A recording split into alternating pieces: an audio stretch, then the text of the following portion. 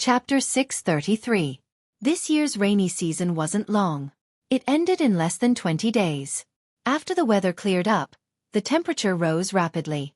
They were about to welcome the hottest period of the year. At this time, the two moons were getting bigger and bigger. They didn't need torches at night to see what was going on around them. After Xueqi successfully protected the 1,000-grain gold from the second calamity, he brought his men onto the ship to prepare for this long journey. After the rainy season, the flaming river's water level rose again. Because it washed away a lot of soil, the river water had a muddy yellow color. Looking at the flowing river, Xueqi bid farewell to the tribesmen and set sail with 200 selected people. There were 2 ships, each with 100 people. Xueqi's ship was in front. Actually, the 2 ships sent by the longboat tribe were big enough to carry 200 people. They could even carry 500 people. However, the ships were loaded with goods and used up some space. Plus, if one of the ships met with an accident, the other could still be used to complete the rest of the journey. The 2 ships with Yanjiao totems left the Yanjiao headquarters. They raised their sails and sailed down the flaming river. They definitely wouldn't bring any other fearsome beasts on this long journey. Cha-Cha was an exception because it could fly. Plus, if Xueqi wasn't in the Yanjiao tribe, it wouldn't be able to stay by itself. That was why Cha-Cha was tagging along for this long journey. It could help Xueqi observe the situation from afar. After all, the ship's view was limited. Half a day later, Xueqi put away his telescope and ordered the crew to dock and put up a plaque. After the Flaming River was named, the plaque with the name Flaming River wasn't placed too far away. After all, the people in charge of putting up the plaque weren't traveling teams. They could only travel a limited distance. After that, they relied on the trading point to attract people from other tribes to spread the word. Now their team was going to travel further, so naturally, they would put up a plaque along the way. Hence, from here onwards, Xueqi would ask people to put up a plaque along the way. When the people who were planting the tombstones were busy on the shore, there would also be people guarding nearby to prevent them from being attacked. This was no longer the territory they were familiar with, so they had to be more vigilant. Xueqi asked Cha-Cha to bring him up into the sky. After flying around, he took out an animal skin scroll and opened it up. He took out a fine animal brush and dipped it in some paint. Then, he began to draw circles on the scroll. He was replenishing the map. Since the tribe was going to live near the Flaming River for a long time, they needed to know more about the river banks. It was very simple on the other side of the forest where ferocious beasts roamed. The terrain was similar and there were no people living there. If there were, the Yanjiao ancestors who had been isolated by the Great River would have known about it long ago. They wouldn't have not seen any outsiders for nearly 1,000 years. What Xueqi wanted to observe was the other side. Thanks to the disaster last year, the changes on both sides of the river were different. One side sank while the other rose, causing one side to be lower and the other side to be higher. Xueqi and the rest could only see the lower side from the boat. Fortunately, the lower side was also the side they needed to observe. It was far away from the ferocious beasts' territory, and most of the tribes lived there. The boat also sailed downstream. After planting the tombstones, everyone rested for a while before continuing their journey. Their daily routine was more or less the same. Sometimes, they would meet some ferocious beasts that ran to the river to drink water. However, these beasts couldn't swim so they could only roar at Xueqi and the rest. After this, will there be more ferocious beasts that can swim across the river to the other side? Duo Li asked. Probably not. Tua didn't think so. The ferocious beasts in the forest know where the best place for them is. At most, they will run over because of an accident, but in the end, they will still return to the forest. Tua had a lot of experience so he could guess the habits of many ferocious beasts. No wonder there aren't many ferocious beasts crossing the river. Duo Li nodded. There are other reasons too. Xueqi put away the animal skin roll in his hand and said, "In the memories of many ferocious beasts, this place should be very dangerous. Coupled with the disaster last year, there must have been a lot of activity here. The ferocious beasts that originally lived near the riverbank may have left far away, just like the night swallows that used to live near our tribe. Perhaps, they ran to other places when they were taking refuge, and then chose a new place to live. So, in the short term, there shouldn't be many ferocious beasts crossing this river." After a pause, Xueqi continued. "Besides, there are tribes living on the other side of the river. Even if these tribes aren't close to each other, They will at least affect the ferocious beasts that come over. After all, there are fire seeds in the tribes. As soon as Xiao Xian mentioned fire seeds, Duo Li and Tuo understood. The people of Yanjiao no longer had fire seeds, so they often forgot to think about fire seeds. However, there were many tribes living here that still had fire seeds. No matter how small the tribe, their fire seed would still have a certain deterrent effect on the ferocious beasts in the forest. In the next few days, the situation on both sides of the flaming river was similar. There was nothing new. Xiao Xian continued to fill up the map. He could sense if there were any tribes nearby. They were too far away from the river, so he couldn't sense human auras. However, he could sense the aura of fire seeds. Although it wasn't obvious and some tribes even tried to cover it up, Xiao Xian could still sense it even if the shamans of the tribes came here personally. Due to time constraints, he couldn't go to each tribe to investigate. However, as long as he could sense the presence of a fire seed, he could understand some basic information. This was a new ability that Xiao Xian discovered recently. A few years ago, if he wanted to know what a tribe's fire seed was like, he had to get close to the tribe. Just like when he first crossed the river and sensed the drumming tribe's fire seed at the drumming tribe, now he didn't need to be too close to feel it. Sometimes, because a tribe was too far away, he could only sense a vague presence. 10 days later, Xiao Xian had marked 7 dots on the map. 4 of the dots had totems drawn beside them, while the other 3 didn't. Those dots represented a tribe living there. If you looked closely, you would see that the tribes with totems were closer to the riverbank. The tribes without totems were further away from the riverbank. Xiao Xian couldn't pinpoint the exact locations of these tribes. He could only get a rough idea of where they were. The map he drew could only be used as a rough reference. At least it would let the Yanjiao people know how many tribes lived in the Flaming River area. If more people came to the Flaming River trading point in the future, he would get more information. Then he would fill up the map and take it one step at a time. If we go further, it should be the drumming tribe, right? Duo Li asked. Yes, that's what Zheng Luo told me. Xiao Xian looked at the information Zheng Luo gave him about the drumming tribe. The drumming tribe was the furthest from Yanjiao, so Xiao Xian remembered it clearly. The drumming tribe was the tribe that sold fishing nets at the Flaming River trading point. It was said that they lived by the Flaming River too. They were luckier than the Luo tribe that was wiped out during the natural disaster. They didn't suffer much damage, which meant that they were further away from the riverbank. Xiao Xian focused. If he couldn't concentrate, he might not be able to sense the tribes further away from the riverbank. Although the drumming tribe was good at making fishing nets and must have caught fish often, before the natural disaster, this river wasn't easy to catch fish. They might have been fishing in other rivers further away from the riverbank. Xiao Xian told Cha Cha in the sky to keep an eye on the rivers nearby. If he sensed anyone, he would alert him. Another day passed. Xiao Xian didn't sense the presence of any foreign tribe's fire seed. Cha Cha, who was given an important task, also didn't see any signs of human activity. Other than the Flaming River, there were no other rivers nearby. There were no lakes either. At most, there were a few thin mountain springs. Perhaps because of the lack of rivers, there weren't many plants growing in places far away from the Flaming River. The rolling mountains looked very monotonous. On both sides of the river, there were 2 different sceneries. On one side of the river, there were lush forests. From a high vantage point, it was verdant and lush. Further away, there were towering ancient trees. Compared to the other side, it was like long hair and short hair. There were no other rivers. Just by looking at the forest, one could tell that it wasn't suitable for farming. The vegetation wasn't lush and there weren't many beasts living there either. If that was the case, the possibility of a tribe living in this area was even lower. Is the drumming tribe really here? Are they lying? Duo Li asked. It wasn't just Duo Li, the others thought so too. Not every tribe would tell the truth when they went to the Flaming River trading point.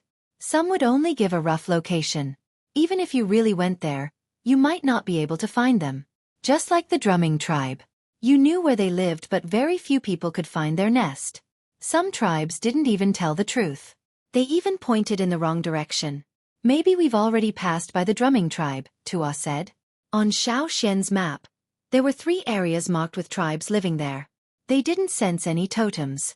Perhaps the drumming tribe was in these 3 areas. That's possible. Xiao Xian nodded in agreement with Tuo's guess. After some thought, He took out the fishing net the drumming tribe brought to the Flaming River trading point. The people from the drumming tribe brought the fishing net to the Flaming River trading point to trade for things. These fishing nets were kept by Zhang Luo. Xiao Xian brought 2 fishing nets from the drumming tribe with him this time. If they couldn't hunt any beasts, they could try fishing with these nets. The drumming tribe's fishing net was different from the Luo tribe's.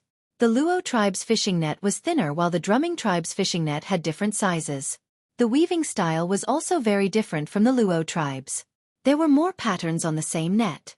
Looking at the nets, Xiao Xian turned to Duo Li, who was fishing with a fishing rod. Call Kuan Tu over. I have something to ask him. Duo Li nodded and kept his fishing rod.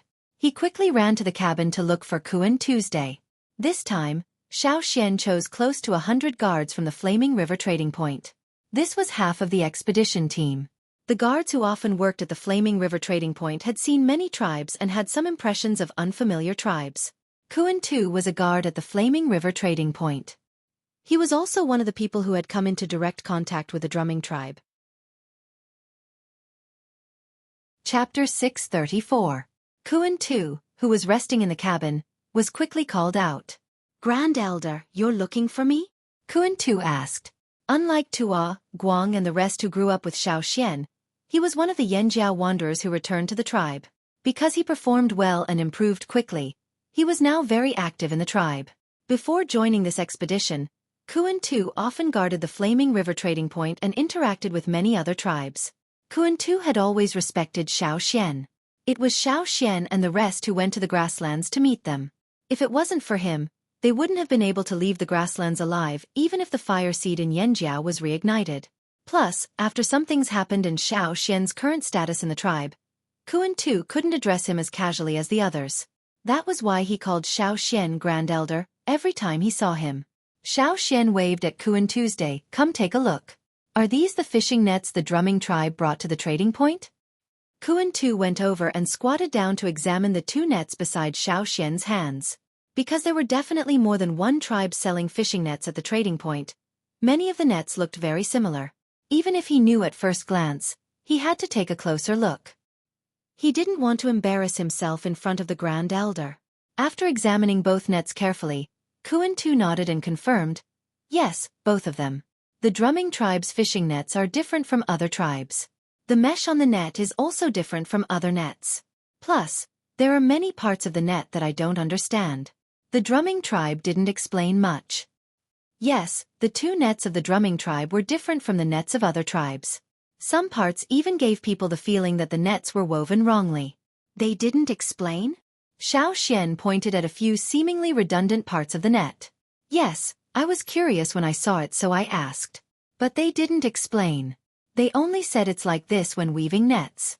But Kuan Tu hesitated for a moment, then continued, I think there must be some other secrets.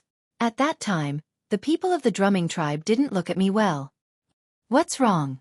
Duo Li and Tua were curious. I don't know if I'm right. I just feel like they're looking at me like I don't know what's good for me. Kuan Tu scratched his head. Because they used to live in the grassland without the protection of a tribe, they had to rely on other tribes to live. It was inevitable that they had to act according to other people's wishes. Kuan Tu was one of the more talented leaders among the Yanjiao wanderers in the grassland. He was more sensitive in many aspects, which was why Xiao Xian called Kuan Tu over instead of others. So at that time, although the people of the drumming tribe didn't show it on their faces and restrained themselves very quickly, he could still catch the disdainful look of country bumpkins who don't know what's good for them. In the Flaming River trading point, very few tribes would look down on the Yanjiao people. It was normal for them to dislike each other, but it was rare for them to look at each other with such disdain. Tell me about it. Xiao Xian's interest was piqued. To understand the people of a tribe, many details could be gleaned, and the tools they used was one of them. During that period of time, most of the tribes living in the Flaming River area were small tribes. Because of this, when they saw the Yanjiao army, they were even more nervous and uneasy. But whether it was Zhang Luo's or Kuan Tu's opinion, the drumming tribe clearly did not belong in this category. Although the people of the Ji tribe were also surprised and curious when they were in the Flaming River trading point, they were more arrogant than the other tribes. Xiao Xian was not unfamiliar with this. Usually, tribes like this were the ones who had the upper hand in their own territory. They were not the ones who were oppressed. So the drumming tribe is definitely not a small tribe like the drumming tribe. Xiao Xian picked up a net and asked Duo Li, Tua and Kuan Tu to pull it open. Then, Xiao Xian carried a wooden stake over. They had cut it down and left it to dry on the boat. When the time came, they would chop it up and use it as firewood. Xiao Xian single-handedly picked up a tree that was as thick as a person. He looked at the net that was more than 10 meters long that was pulled up by the three of them. If it was fully opened, the net would be more than 20 meters long, almost 30 meters long.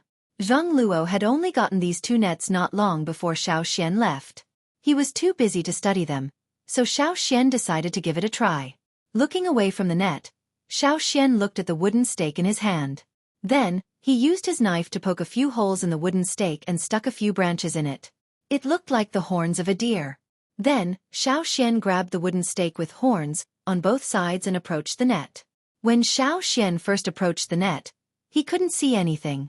However, when Xiao Xian touched the net at the other end of the wooden pile and continued to move forward, the net that originally looked normal made a ping sound. It was as if a switch had been turned on. As it was turned on, the net began to change. Whether it was the three people pulling the net or the people around them, they all stared at the net. They saw that there seemed to be another net on the net. When the net maintained its original grid to block the prey, the hidden net began to shrink towards the spot where the prey hit the net. Because Xiao Xian's movements weren't fast, and he used his strength slowly, all the changes were clearly seen by everyone present. These two nets. Isn't this a fishing net used to catch fish? How can this be? Everyone was astonished. After Xiao Xian continued to use his strength to push the wooden stake forward, the second net was finally pulled in. The second net was firmly tied to the wooden stake. The first net was like a bag that caught the prey that hit it, while the second net played a binding role. While trapping the prey, it also tied up the bag at the same time. Such a net, with dummy posts, is secretly set up on the path that the prey must pass. If the prey runs into it, or is chased by the hunters and runs into it, they will definitely be tied up. If a deer with horns hits it, its antlers will be tightly entangled, or even its neck. The more it struggles, the tighter the rope will get, and it might even be strangled to death. Xiao Xian said. Because he had some knowledge about lassos, Xiao Xian could see more clearly than the others. The people in the tribe also knew about this, so they did not doubt Xiao Xian's words. This net is used to catch deer, sheep and other prey of similar sizes. Xiao Xian concluded. He did not know what kind of plant this net was made from, but it had been refined to make it even sturdier. It was more than enough to catch normal beasts. It really isn't a fishing net. Duo Li was shocked. That means the drumming tribe doesn't necessarily live near the Flaming River. Maybe they don't even live near the Flaming River, but somewhere else inland? Tuo pondered. No, they definitely live near the Flaming River, and they definitely aren't too far from it. Xiao Xian said with certainty. As he spoke, Xiao Xian picked up the second net. This net was different from the first one. The method of weaving and the straw rope were different as well. The first net was made from straw rope that was tightly woven and very sturdy. There was no way to find a gap in the rope. If a thorn wanted to pierce through the rope, it would take a lot of effort. But the second net was made from straw rope that was completely different. It was made from thin strands of plant material that had not undergone the weaving stage. He had Duo Li and the others pull up the net again. For the second net, Xiao Xian did not use a wooden pole to test it. Instead, he started from the food scraps. There were some leftover piranha bones there, which Duo Li had caught and roasted when he was bored. The piranha's large head and mouth full of sharp teeth were very recognizable. Xiao Xian broke off a piranha's skull. When it opened its mouth, the sharp teeth were very obvious. Xiao Xian placed the fish's mouth full of sharp teeth on the net and bit it. Then, he moved his jaws so it looked like he was biting the net continuously.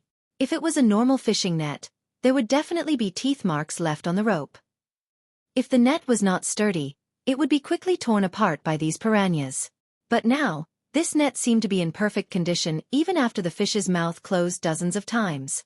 On the ropes that were woven into the fishing net, there was a thread-like structure that separated towards the sides of the fangs when the fangs bit.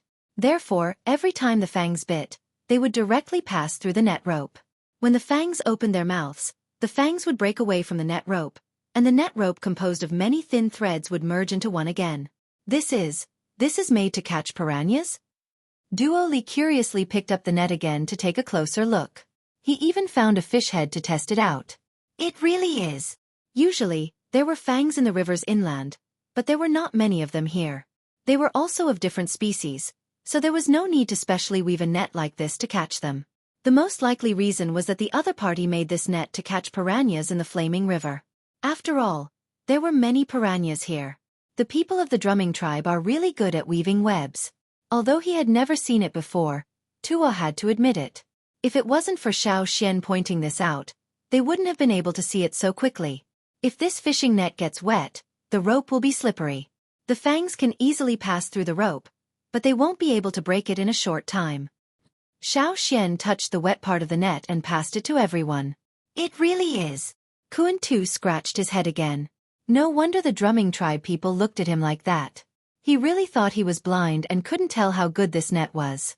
With this net weaving technique, the drumming tribe definitely won't starve. In fact, they'll live a rich life, Xueqi said. But the drumming tribe isn't here. We followed the river and didn't see the drumming tribe. Otherwise, Grand Elder would definitely know. Xueqi didn't understand.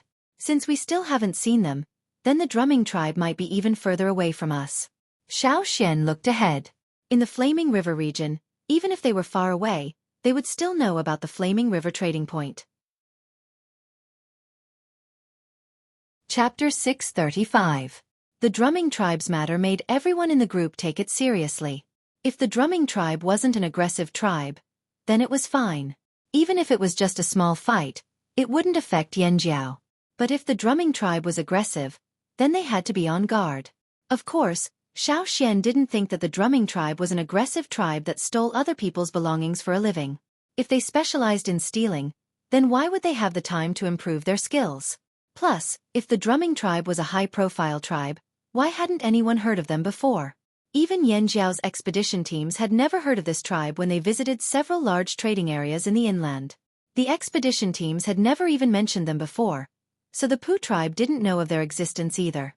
Then the most likely explanation for the drumming tribe was that they were far away, remote enough, and lived by the Flaming River. They weren't high-profile either. With this analysis, Xueqi felt a lot more at ease. The forest by the river started to become lush again. He didn't know if there would be any tribes in a place like this. Xueqi rode Cha-Cha in the air for a while before landing on the boat to replenish his map. Actually, there wasn't much important information. The only landmarks on the map were mountains and rivers. There weren't many mountains in this area anymore, but there was more and more water. Xueqi saw lakes and rivers in the air. There were more animals living in the forest too. Some were near, some were sharp, some were low, and all sorts of noises could be heard in the forest. Xueqi was replenishing his map in the cabin when he heard a commotion outside. Duo Li and the others must have caught a fish that they had never seen before. Otherwise, there wouldn't be such a commotion. There had been many similar incidents recently. The further they went downstream, the more types of fish there seemed to be. When he went out to take a look, Xueqi saw Guang holding a strange fish that was as thick as an arm. The strange fish had muddy yellow and black patterns all over its body. If it were to stop by the shore for a rest, it would be difficult to discover it. It had a suction cup-like mouth and its body was slippery. However, Guang was able to tightly pinch the bottom of the strange fish's head with one hand, so that the strange fish could only twist its body vigorously. In its suction cup-like mouth, many small hook-like teeth formed concentric rings that rotated like gears. However, it could not touch Guang at all. The teeth in his mouth could only rotate at a limited angle. After about 90 degrees, they would rotate back again. Dory took a wooden stick and stuck it into the fish's disc-shaped mouth. After a few moments, the stick was ground into sawdust. The strange fish also had two large fan-like pectoral fins, each of which could cover a person's face. However, when Guang grabbed it, the fins closed up, so it looked narrow and slippery. After playing with the fish for a while, they began to process the strange fish, thinking about roasting it and eating it. Hey, there's a hook in the fish's stomach. Tuo, who was in charge of slaughtering the fish, took out the hook from the fish's stomach. After washing away the bloodstains, the shape of the hook was more obvious. Tuo passed it to Xueqi. It's man-made. The pinky-long stone hook had a curved tail and was polished to a very sharp point. The strange fish's mouth could crush wooden sticks, but it could not crush hard stones. That was why this clearly polished hook was left in the fish's stomach instead of being ground into sawdust. Is there a tribe nearby? Or did it come from somewhere else? Tua looked at the forest by the shore and guessed. The people in the group were more inclined to the former, so the people on the two boats were on high alert. Xiao Xian did not sense the aura of the fire seed. Even if there was a tribe, they had not encountered one yet. After another half a day, when Xiao Xian and the others were resting by the shore to put up a monument, the people who went into the forest to hunt found some traces.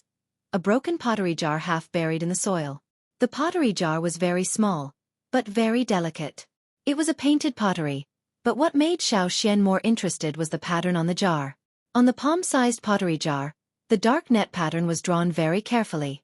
It was obvious that the person who drew it must have been very attentive.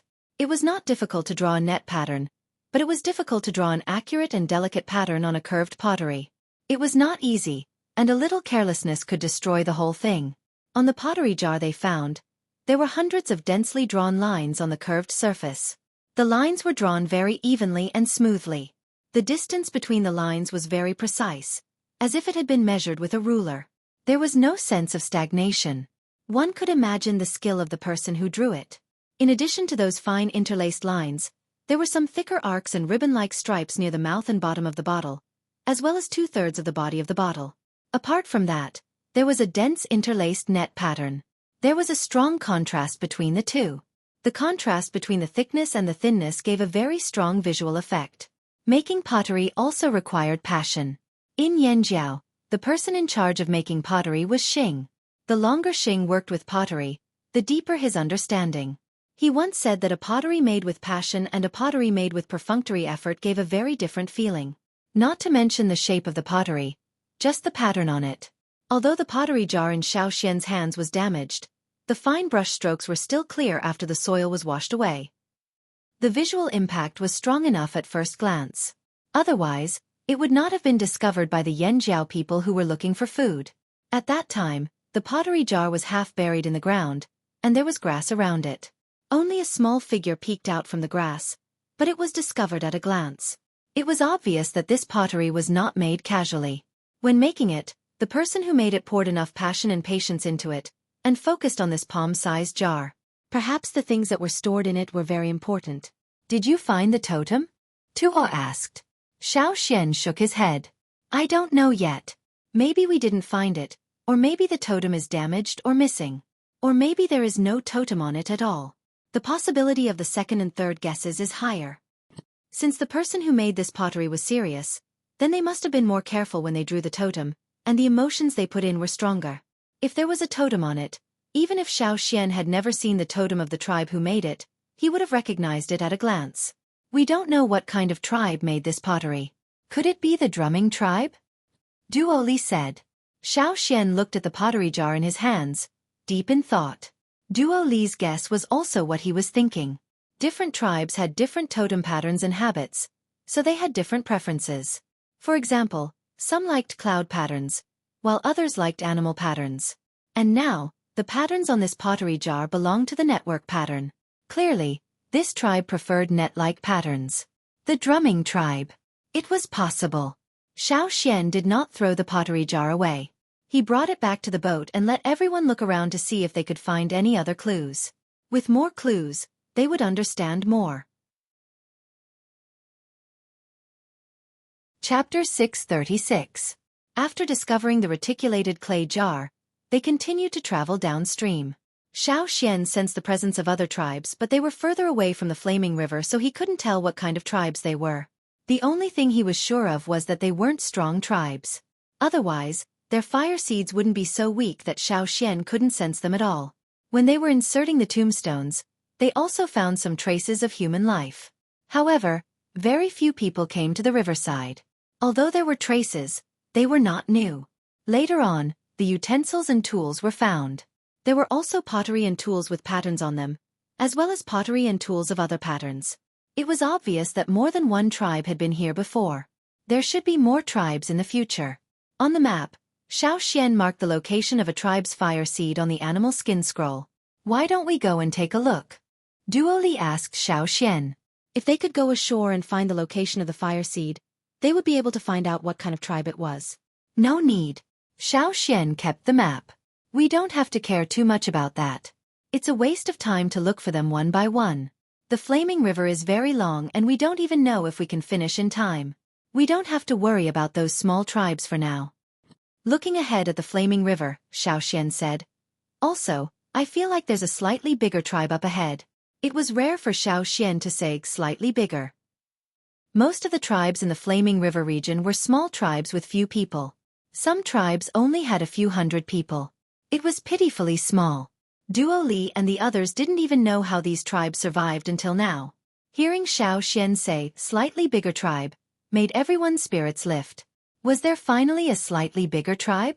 If the tribes in the flaming river region only had a few hundred people, they wouldn't be a problem for Yanjiao. However, the overall strength of the tribes in the flaming river region was too weak. Even if they worked together, they wouldn't be able to take on a corner of the central region. Did you notice that the flaming river gets wider as we go downstream? Xueqi asked. It's true. If Xueqi hadn't mentioned it, they wouldn't have noticed. Looking at the two banks of the flaming river, they did seem to be a little further away. They had been walking on the side that was far away from the fearsome beasts' territory. Now that they looked at the forest on the other side, the things there seemed to have become smaller. Just as Xueqi had said, the lower reaches of the flaming river had become wider. Xueqi roughly estimated that the distance between the two shores was definitely more than 1,000 meters. Moreover, Duo Li and the others had been catching more and more types of fish from the river. It wasn't just piranhas anymore. Fortunately, the boat could still sail normally in the river. There were no wood-eating insects or river beasts in the river. No, to be exact, it was just that there were no giant beasts living in the river in the past. However, it was unknown whether there were any ferocious beasts that entered the river from the land of ferocious beasts. The wider the river, the wider the living environment. Perhaps some ferocious beasts that liked water had already entered the river from the forest. Be careful. Pay attention to the movements in the water. We'll continue to stay close to the bank, Xueqi said. Usually, there were fewer large aquatic beasts near the bank. In the middle of the river, there were more large aquatic beasts. Xueqi and the others still didn't know if there were any giant beasts in the river that they didn't know about. It was always better to be careful. Moreover, if they were close to the bank, they would be able to get to the bank in time if something happened. Where's Cha-Cha? Xueqi looked around at the sky. He didn't see Cha-Cha. Went to look for food? I didn't see him just now, Tua said. Xueqi didn't mind. It had been like this for a while. Every time he brought Xueqi up to the sky to observe, Cha-Cha would run away to play by himself.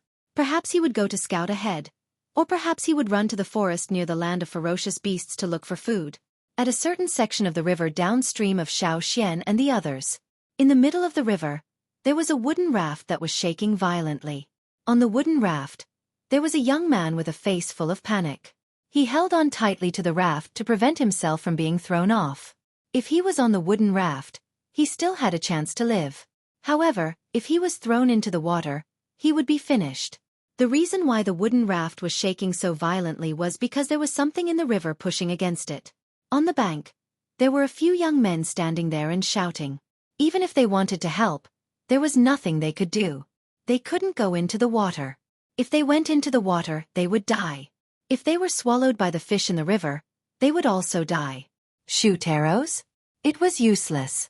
The fish in the river was too smart. It wouldn't give them a chance to shoot. It would either hide under the water or behind the wooden raft. If they shot arrows, they might hurt the people on the wooden raft. They had to be careful when shooting arrows. They didn't dare to shoot randomly. Big brother. Hold on, they have already gone to call for help. A 10-year-old child shouted from the bank.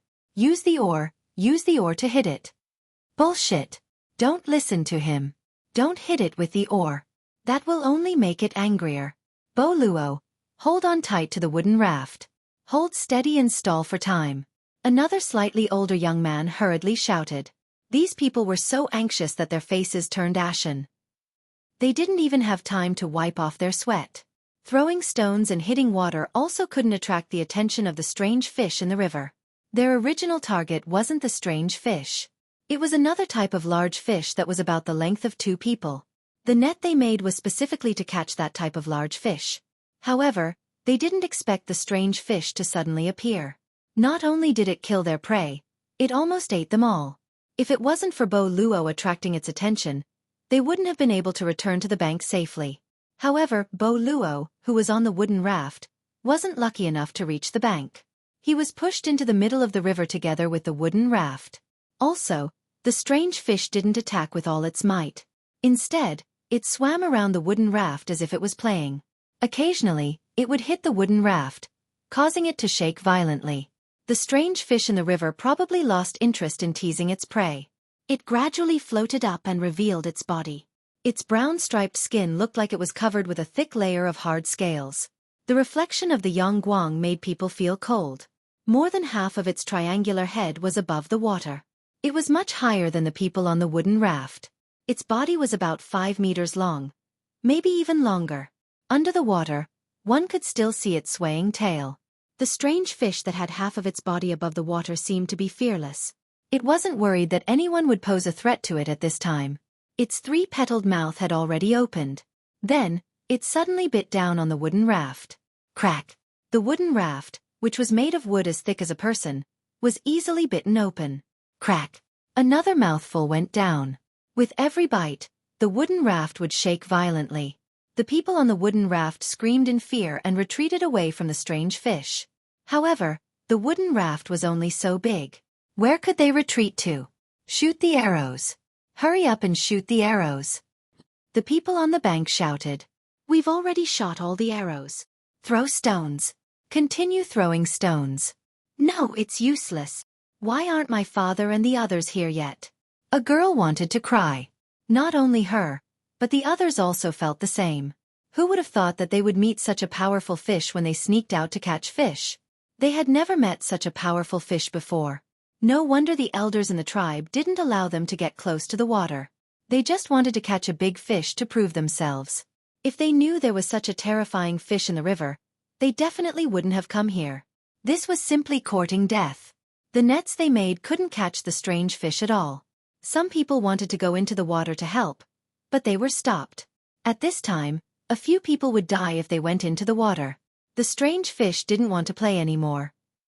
It wouldn't give them a chance to escape. In the middle of the river, the strange fish that had bitten half of the wooden raft was about to bite down again. After 2 more bites, it would be able to bite its prey. However, after opening its mouth, the strange fish suddenly stopped. It then dropped the wooden raft and immediately dived down. Chapter 637. Even though the strange fish reacted quickly, it was still too late. A gust of wind blew past. The surface of the river was cut open like a piece of cloth. The strange fish that had just dived into the water was caught and lifted up. Then, with a sizzling sound, the thick smell of blood filled the air. Bo Luo, who was originally on the wooden raft and wanted to jump into the river, felt a huge wave hit him.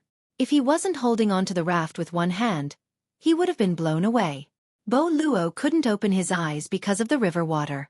There was the smell of blood in the air, and there seemed to be something else. When he opened his eyes, he saw something falling from the sky into the river in front of the raft. The waves from the impact made the raft shake even more violently. It was a strange fish that had been torn in half. After it fell into the river, the tail half sank and soon disappeared. The other half floated on the surface of the river but did not sink. Bo Luo could still see the 3-petaled mouth of the strange fish opening and closing, but it did not have the majestic aura it had before. It was barely hanging on to life.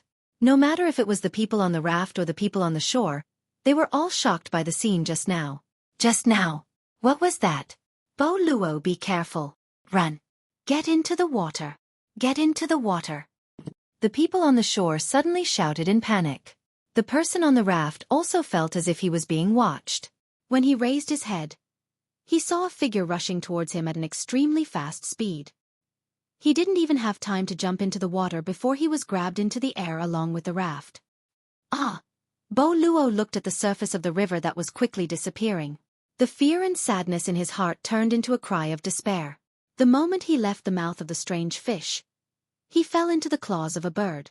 The reinforcements had already arrived, but at this moment, they were helpless. They didn't even have time to draw their bows and arrows. With that kind of speed and that kind of size, it was definitely not a normal bird. That's a fearsome beast. The people who rushed over shouted. The people on the shore could only watch the big bird in the sky fly higher and higher. It flew further and further, and soon disappeared from their sight. Looking at the disappearing figure in the sky, a child who still wanted to run forward only regained his senses when he was forcefully pulled away from the shore. He cried. Big Brother was caught by a fearsome beast. The people who rushed over retracted their gazes and panted. They were already fast enough, but they were still one step too late. Didn't I tell you to stay away from this place? Are you all deaf? Do you want to die? The leader of the group that came over was so angry that his beard stood up. He went over to slap them one by one, but he didn't hit the crying child. After all, he had just lost his big brother. Bo Luo. He's gone? Someone asked. What else? The middle-aged man in the lead tugged at the hunting net on his body in annoyance. What else can happen after being captured by a ferocious beast? As he said that, he looked at the river surface of the river, of course of the fish of the river, and of the fish of the fish.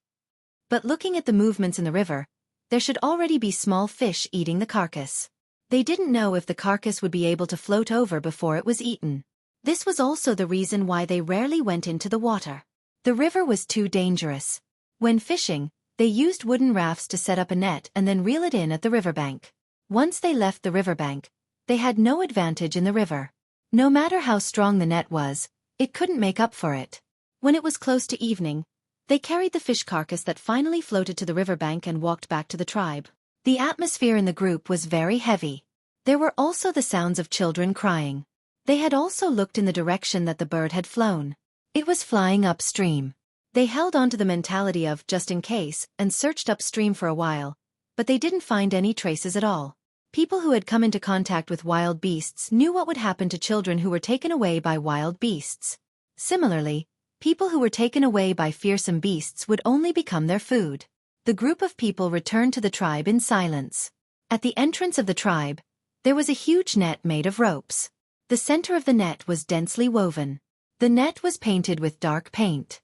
If one looked at it from afar, they would be able to see the pattern on the net more clearly. It was a totem. The intersecting lines looked like a net. When Bo Luo woke up, he felt as if he had been clawed by a fearsome beast. No! He had been clawed by a fearsome beast in the first place. His consciousness slowly came back. He remembered what happened before he lost consciousness. He wasn't someone who didn't know anything. A bird that could tear the strange fish in half in one move, and with such a huge body, how could it be just a normal fearsome beast? If he was taken away by a fearsome beast, he would only be eaten. His luck was really terrible. That wasn't right either. Bo Luo moved his body and opened his eyes. The glaring light from the Yangguang almost made him cry. After a while, he raised his hand to block the light from the Yangguang. When he opened his eyes, the movement of his hand caused his whole body to hurt. He was alive. He was still alive. Thinking of this fact, Bo Luo was very excited. But what happened? Without knowing the situation around him, he didn't dare to move. Sometimes, when he met a wild beast, he had to pretend to be dead. What if there was still a fearsome beast nearby? Carefully turning his head, Bo Luo saw some unfamiliar buildings and unfamiliar people. Bo Luo suddenly sat up. Around him, there were people sitting or standing. They all looked at him with curious eyes. Whose house was this? There was the sound and smell of the river. Even if he hadn't seen the river yet, he was sure of it. Also, the house was shaking slightly, just like when he was standing on the raft. Floating on the water? Which tribe's house floated on the river? Bo Luo couldn't think of anything. Yo, you're awake? A man squatting on the ground and spinning a fishing rod looked at him with a smile. You saved me? Bo Luo asked. He had never seen these people before. They didn't look like people from any of the tribes he knew. He could tell just by feeling. These people looked very strong. Even the girl next to him, who looked about the same as his sister, was playing with a big river shell with one hand. It looked like she was just throwing a small stone. Although these people didn't look fierce, when they stared at Bo Luo, he felt like he was being stared at by a beast in the forest. He couldn't help but shiver. You could say that, said the young man sitting on a short wooden stump. What did he mean by you could say that? Bo Luo's excitement from finding out that he was still alive had subsided. His mind was racing as he looked at the people in front of him. How was he saved by these people? Did they fight with a fearsome beast? Or was it that the ferocious beast that caught him abandoned him midway and ran away? How did you meet me? Did you see a very big bird? A fearsome beast. It must be a fearsome beast, Boluo asked. After he asked, Boluo realized that the atmosphere was strange. The people in front of him all smiled at him. He felt like something was wrong. Boluo scratched the goosebumps on his arms. Sensing something, Boluo turned his head and looked behind him. Then he slowly raised his head. A big bird 4 times his height was standing there, staring at him. After a moment of silence. Chapter 638. Boluo was shocked by the scene in front of him. He thought that these people had saved him, but he didn't expect that these people were in cahoots with a ferocious beast that had captured him. Humans and ferocious beasts were in cahoots? It was hard to imagine. Boluo had always thought that he was a brave person, but from the incident when he was fishing to what he was seeing right now, each incident was more shocking than the last. Looking back at the people around him who were still calm, and then looking at the giant bird standing behind him, he wanted to scream again, but he still suppressed the shock in his heart. He took a deep breath, calmed down his turbulent emotions, and tried his best to calm himself down and think about what to do next. You guys. Boluo pointed at the bird behind him and looked at the people around him. He suddenly didn't know what to ask. Seeing that he was shocked, Xueqi didn't beat around the bush and said, "Although I don't know what exactly happened, I think that it saved you." Saved me? It almost ate me. Boluo was about to refute, but after thinking about it, he realized that it was true. If this bird hadn't appeared, he would have probably been eaten by the strange fish in the river. But why did this bird bring him here after killing the fish? Where is this? Who are you guys? Boluo stood up and looked around. Just as Boluo thought, they were still on the same river. We are the expedition team from the Yanjiao tribe. Xueqi said, we don't know where we are. We are just following the river downstream. Yanjiao tribe. Boluo was thinking about how to go back when he suddenly heard Xueqi's answer. He looked at Xueqi's group in shock. You guys are from Yanjiao.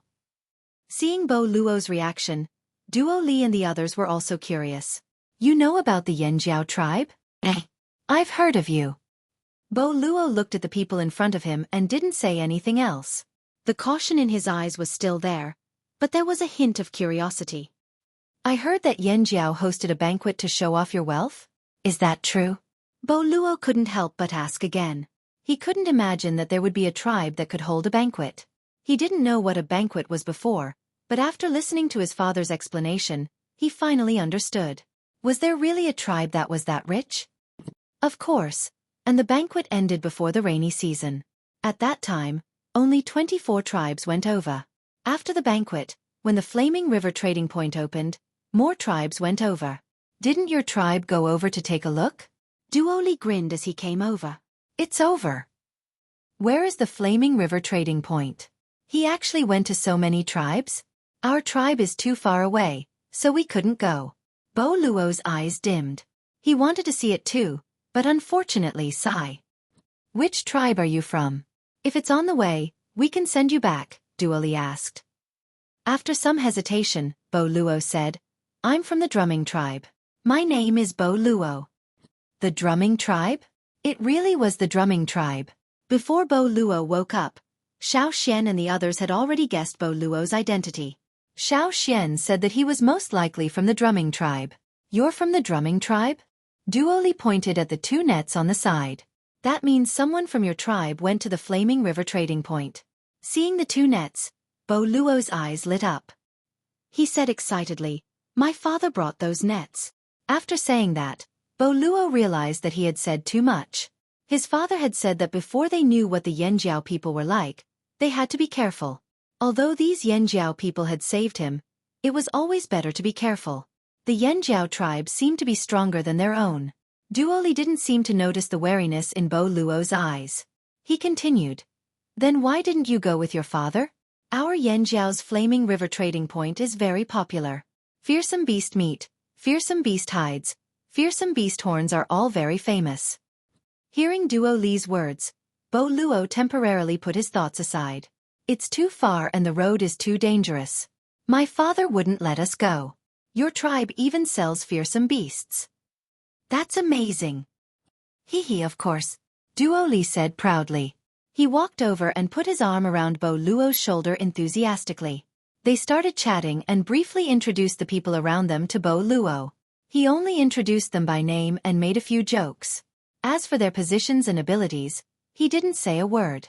When Bo Luo said that he had led a group of people to fish and encountered danger, he had attracted the attention of the strange fish himself so that the others had time to escape. Duo Li guessed that Bo Luo wasn't a normal person in the drumming tribe. Being able to lead a group of people to hunt, fishing was also considered hunting. The leader must have a certain level of influence and reputation in the tribe. If he wasn't strong enough, then he must have the influence of his elders. In the tribe, the higher the position, the greater the responsibility. When there was danger, the greater the pressure on their shoulders. In the tribe, there was no such thing as sacrificing a pawn to protect the general. When there was danger, the person with a high position had to stand at the front and block it. When they couldn't block it and had to retreat, they had to do the most dangerous thing. Bo Luo happened to be doing this kind of thing. That was why Duo Li wanted to talk to Bo Luo more. Maybe he could find out more. We're almost there, Xiao Xian suddenly said. What? Bo Luo didn't understand Xiao Xian's words for a moment. Duo Li and the others also looked at Xiao Xian. Xiao Xian stood up. We're almost there. Really? Bo Luo was instantly excited. Nothing was as happy as returning to the tribe alive. Duo Li jumped onto the mast and stood high up. He took out Xiao Xian's telescope and looked into the distance. There were too many trees and he couldn't see much at the moment. But since Xiao Xian said that they were almost there, then it must be true. Bo Luo was excited, but then he suddenly thought, these people had never been to the drumming tribe before. How did they know that they were almost there? Just as he was about to ask, Bo Luo turned around and saw Xiao Xian striding towards the ferocious bird. He jumped onto the bird's back. The boat shook violently and Bo Luo almost lost his balance and fell. With a whoosh, a strong gust of wind blew past. Bo Luo looked into the sky and saw that the giant bird had already taken flight. It was flying high and far away. The people from Yanjiao could actually tame ferocious beasts. They rode on such a huge bird and flew into the sky. Bo Luo's eyes widened as he watched the giant bird fly into the distance. After a while, Cha-Cha flew back, but this time it didn't land on the boat. After Xiao Xian jumped off, Cha-Cha flew directly into the sky. It didn't leave but followed Xiao Xian's boat. That pineapple. After Xiao Xian finished drawing on the animal skin scroll, he looked at the person who was standing there, thinking about something. Bo Luo was confused. You're calling me? Yes, I'm calling you. Pineapple. Can you contact the people in your tribe directly?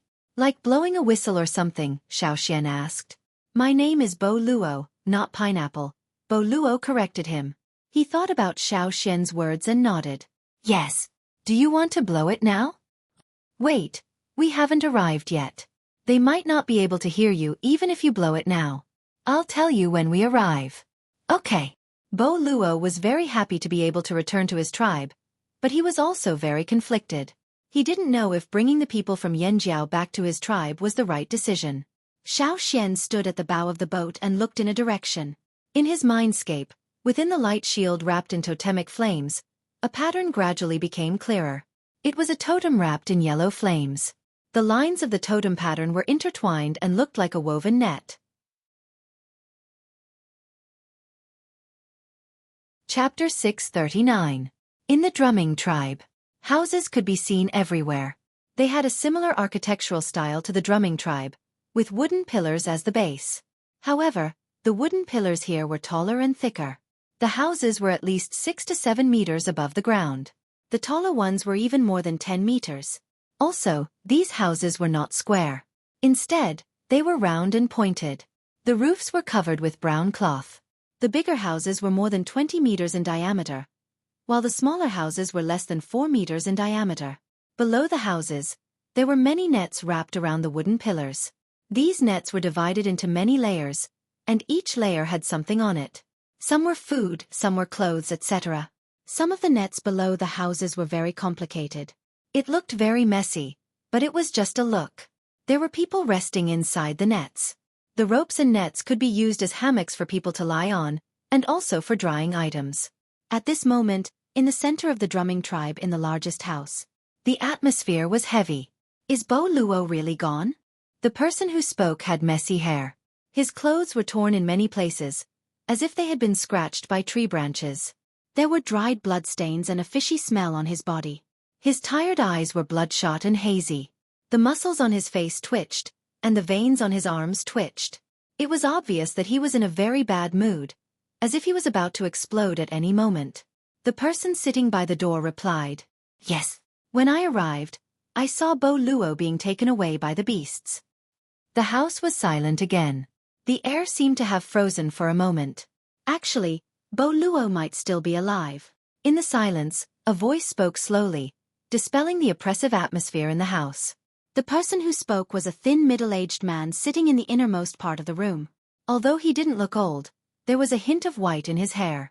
At this time, his white hair and dark brown hair were intertwined, brown and white.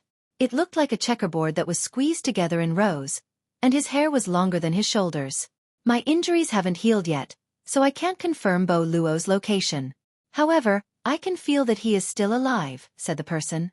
"But he was taken away by the beasts. Where can we find him?" The person sitting near the door was troubled. He looked at the person who was surrounded by an oppressive atmosphere. "Bogu, what's your decision?" Bogu rubbed his red eyes. He had rushed back continuously and was already exhausted. He didn't expect to hear that his son had been taken away by the beasts the moment he returned. He was angry and sad. But there were too many things he had to face now. What to do? He had no idea either. Even if the people who were captured by the beasts were still alive, they probably wouldn't be able to live for long. With a heavy sigh, Bogu was about to say something when he heard the gray-haired person sitting at the innermost part of the table say, This shout was not directed at the people in the room, but he had sensed something else. "What's wrong, shaman?" The people in the room looked over. The brown-haired man didn't say anything. Instead, he looked in a certain direction. Although he couldn't see anything due to the cover of the house, the people in the house knew that there was something unusual going on in that direction. Just as they were puzzled, they suddenly heard a series of whining sounds, which sounded like the cries of some kind of water bird. The voice came from afar. If it was someone with poor hearing, it would be difficult for them to hear it. However, everyone in the room could hear the voice. When the people in the room heard the voice, they raised their eyebrows. Their eyes flashed, and without saying anything, they rushed out of the room. Bogu dashed out of the house that was more than 10 meters high. Before he landed, he hooked his hand and used the net rope tied to the wooden frame to slow down his fall. Zang! Bogu's entire body was like a rock that was falling rapidly. Suddenly, he turned into a leaf and landed lightly on the ground. The sound was like a small pebble landing on the grass. It was so small that it was hard to hear. After landing, Bogu and the others who came out of the house ran towards the direction of the sound and disappeared in a blink of an eye. After they left, the brown-haired man who was sitting cross-legged in the room slowly walked out and looked towards the river. He was puzzled. Someone from another tribe? At this time, which tribe did they come from? He could sense that the person was definitely not from a nearby tribe. He also didn't know anyone from a tribe. He had never met anyone from another tribe before. Plus, the person who came gave him a very different feeling. It was very different from the people from other tribes he had met before. As for what exactly was different, he couldn't tell. Not long after, someone rushed back to the tribe from afar. As he ran, he shouted, "Bo Luo is back! Bo Luo, that kid is back!" Hearing the commotion, the people who came out of their houses started shouting. What? Wasn't Bo Luo taken away by a fearsome beast? Bo Luo is still alive. Where is he? Was he bitten by a fearsome beast? I want to go and see. No, don't run around. If you do, I'll beat you up. Stay in your houses. Ignoring the people who were talking, the person who came back ran directly to the biggest house. Using the net rope tied to the wooden frame, he jumped up as if he was stepping on a staircase. Shaman, someone brought Bo Luo back, the person said. Who? The Gu shaman frowned. Bo Gu said it was someone from Yanjiao. Yanjiao? So fast. The Gu shaman was surprised. Bo Gu just came back from Yanjiao's trading point. He didn't even have time to talk about what happened there, but someone from Yanjiao had already come to the Gu tribe's territory. When Xiao Xian sensed that the Gu tribe was getting closer, he let Bo Luo send a signal. Actually, Bo Luo already felt that the scenery on the shore was familiar. He had been here before when he went hunting. However, he knew that they weren't in the tribe's territory yet, so he didn't blow the whistle. Still, his uneasiness was greatly relieved. When Xiao Xian learned how to let Bo Luo blow the whistle, Bo Luo immediately blew a whistle that only the people of the Gu tribe could understand. The whistle was made from 2 thumbs placed together. Those who didn't know how to make it would have a hard time blowing it. Even if they did, they wouldn't be able to produce the same rhythm as the Gu tribe's whistle, let alone use this kind of whistle to send simple messages. Now that Bo Luo saw his tribesmen, his anxious heart finally calmed down. When he saw that his father was among the people on the shore, he was so excited that he wanted to jump onto the shore immediately. However, the Yanjiao's boat was still some distance away from the shore. Even though they were sailing close to the shore, it wasn't good to get too close. The water was shallow and dangerous. Most of the people from the Gu tribe were surprised to see these floating houses for the first time. Bo Gu had seen boats before. At the Flaming River trading point, there weren't only Yanjiao boats. There were also other tribes that went to the trading point via the waterway. That was why when he saw Xiao Xian's boat, Bo Gu didn't have much of a reaction. He was only surprised that Yanjiao had boats coming from downstream and arrived so quickly. There definitely wouldn't be any movement during the rainy season, so these Yanjiao people must have set off after the rainy season. It should be around the same time as when they came back from the trading point. However, they tried their best to get back to the tribe as quickly as possible. Sometimes they didn't even rest at night and half of them were exhausted by the time they got back. Those people were probably still asleep now. If it wasn't for Bo Luo, Bo Gu would be resting at home too. However, these Yanjiao people looked very energetic. Was it because of the boat? Bo Gu was deep in thought when he heard the Yanjiao's boat approaching the shore. He looked over. Bo Luo couldn't wait any longer. He jumped off the boat before it even stopped and ran over excitedly. He had survived a disaster and returned safely to the tribe. He even saw his father return. How could Bo Luo not be happy? However, what greeted Bo Luo was his father's fist. "You're disobedient. I'll teach you a lesson." Bo Gu swung his fist at Bo Luo who was running over. While Bo Gu was scolding his son, Xiao Xian and the rest got off the boat. The Gu tribesmen who came to the shore stared curiously at Xiao Xian and the rest. Many of them were cautious and scrutinizing. At this moment, the Gu shaman also came to the shore. "Welcome to the Gu tribe." Xiao Xian looked at the Gu shaman who smiled at them. Why did he feel like he didn't want to come? Chapter 640. Xiao Xian's intuition was right. The drumming tribesmen were slightly repulsed by them. As for why they didn't express it, it was probably because they were afraid of the Yanjiao tribe. Even though Xiao Xian's group saved Bo Luo, and even though Cha-Cha captured him after saving him, they still saved him. However, the drumming tribesmen were very strange. They seemed to want Xiao Xian's group to leave as soon as possible. Xiao Xian could understand why they were repulsed by an unfamiliar tribe. Especially a tribe stronger than them, they would be wary of them. However, Xiao Xian felt that there was something else going on here. Even so, the drumming tribesmen still welcomed Xiao Xian's group to the drumming tribe's resting place. They were guests who had saved the drumming tribesmen before, so they couldn't draw a clear line between them. The drumming tribe didn't want to fall out with the Yanjiao tribe yet.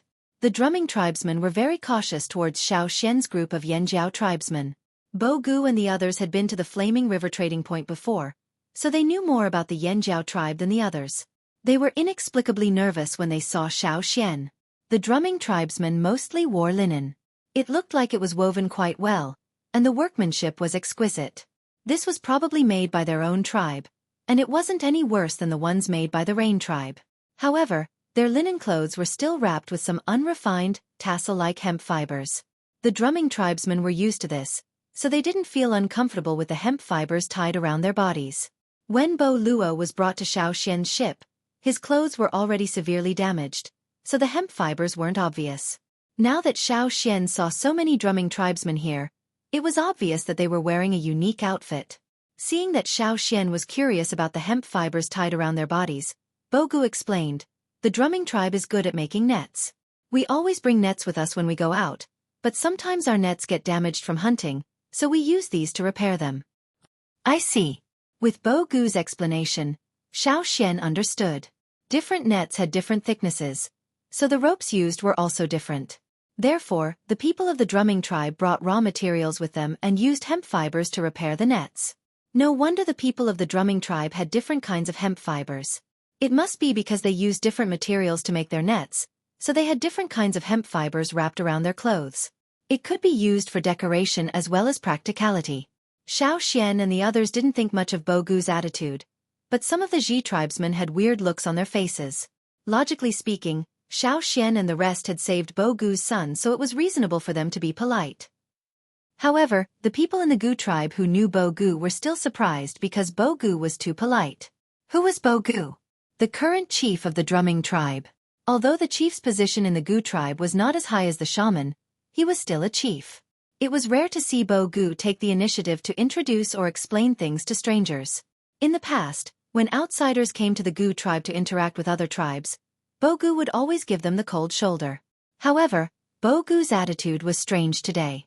When they brought Xueqi and the rest into the tribe, the people who came back to rest with Bogu were woken up by the commotion. They ran out to see what was going on. When they saw Xueqi and the rest, they first looked at Xueqi and the rest in disbelief. They probably thought that they were still asleep, so they rubbed their faces with their palms. When they looked over, they continued to stare at them with wide eyes. After confirming that it was Xueqi, they hurried over and glanced at Xueqi from time to time, sizing him up. "You know me?" Xueqi suddenly asked. Bogu, who was thinking of how to greet the Yanjiao people, was shocked. He looked around and understood what was going on, so he didn't hide it. "We just came back from the Flaming River trading point. When we were there we met Yanjiao's Grand Elder." The Gu shaman in the middle looked at Xueqi. The other Gu tribesmen didn't seem to understand. They looked at Xueqi, then at Bogu, then at Xueqi. "Grand Elder? This kid? Bogu, are you sure?" Bo Luo, who was beaten up, couldn't care less about the injuries on his face. "What, he's the Grand Elder?" The Gu tribe had elders too.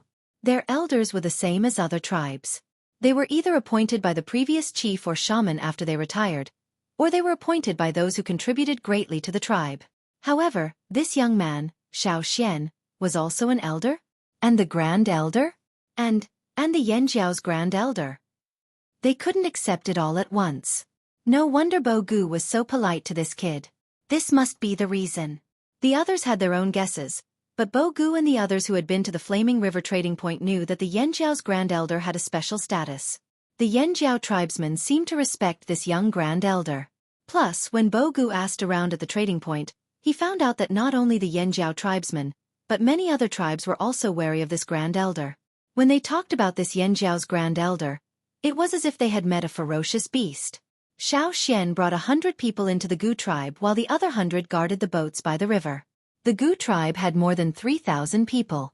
Although this number couldn't be compared to Yanjiao's 20,000 people, it was considered a good number among the smaller tribes. The Gu tribe didn't lack food either. Fresh wild beast meat was enough to fill their stomachs. In order to welcome and thank Xueqi and the others for saving Bo Luo, the Gu tribe held a feast in the afternoon. It wasn't a feast to show off their wealth, just a normal welcome feast. They roasted meat over a fire and cooked soup in a clay pot. During this time, the Gu shaman even talked to Xueqi and the others. He mainly asked about Xueqi and the others' purpose for coming here. When he found out that Xueqi and the others were just taking a stroll along the Flaming River, the Gu shaman heaved a sigh of relief.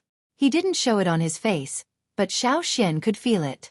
The Gu tribesmen were courteous, but overall, they seemed to want them to leave as soon as possible. The Gu shaman took the initiative to tell Xueqi about the tribes further downstream.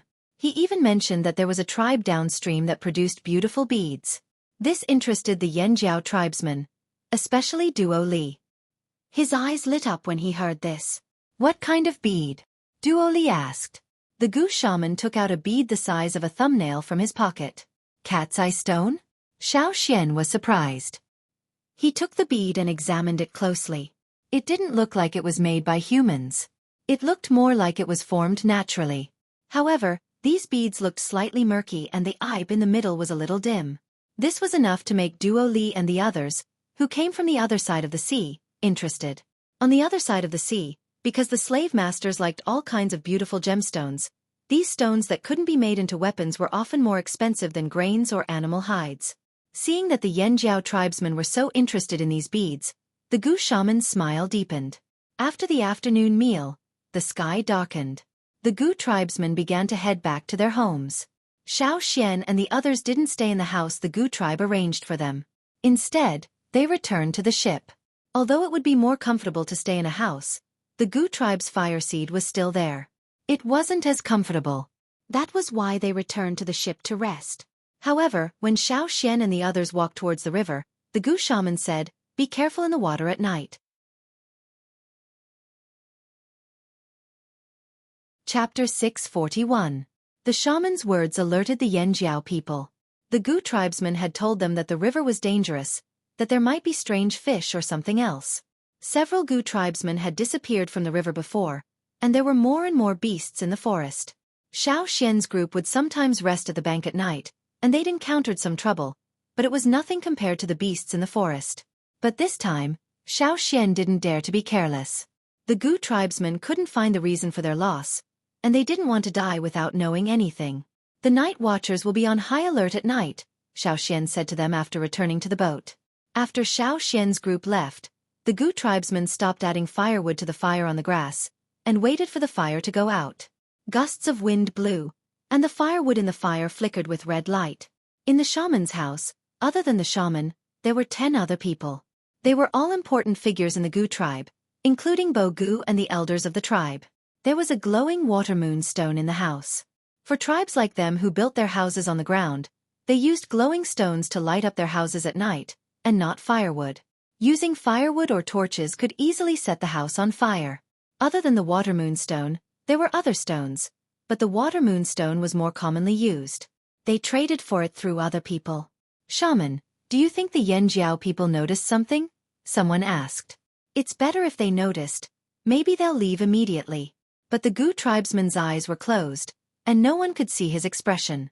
"What if they don't leave and stay here for a few more days?" that person asked again. "Then there's no other way. Didn't they say the Yanjiao people are very strong, and can hunt beasts? If they help, how do you know the Yanjiao people will help us? What if they take the opportunity to do something else, or steal our things? What should we do?" an elder asked worriedly. "I don't think so," Bo Gu said. "This trip to the Flaming River trading point has allowed me to see many things that I've never seen before. As for the Yanjiao tribe, I don't think they'll steal our things." "That's just what you think. Who knows if Yanjiao will take advantage of the chaos to rob us, or secretly attack us. Although there are only 200 of them, everyone should know that they aren't easy to deal with. Besides, there's also Yanjiao's Grand Elder." The old man became even more worried. Yanjiao's Great Elder is a bit strange. The shaman of the drumming tribe was confused when he heard them mention the Great Elder of Yanjiao. He always felt that the Great Elder of Yanjiao was different from the others. No, everyone in Yanjiao was different from the tribesmen he had seen.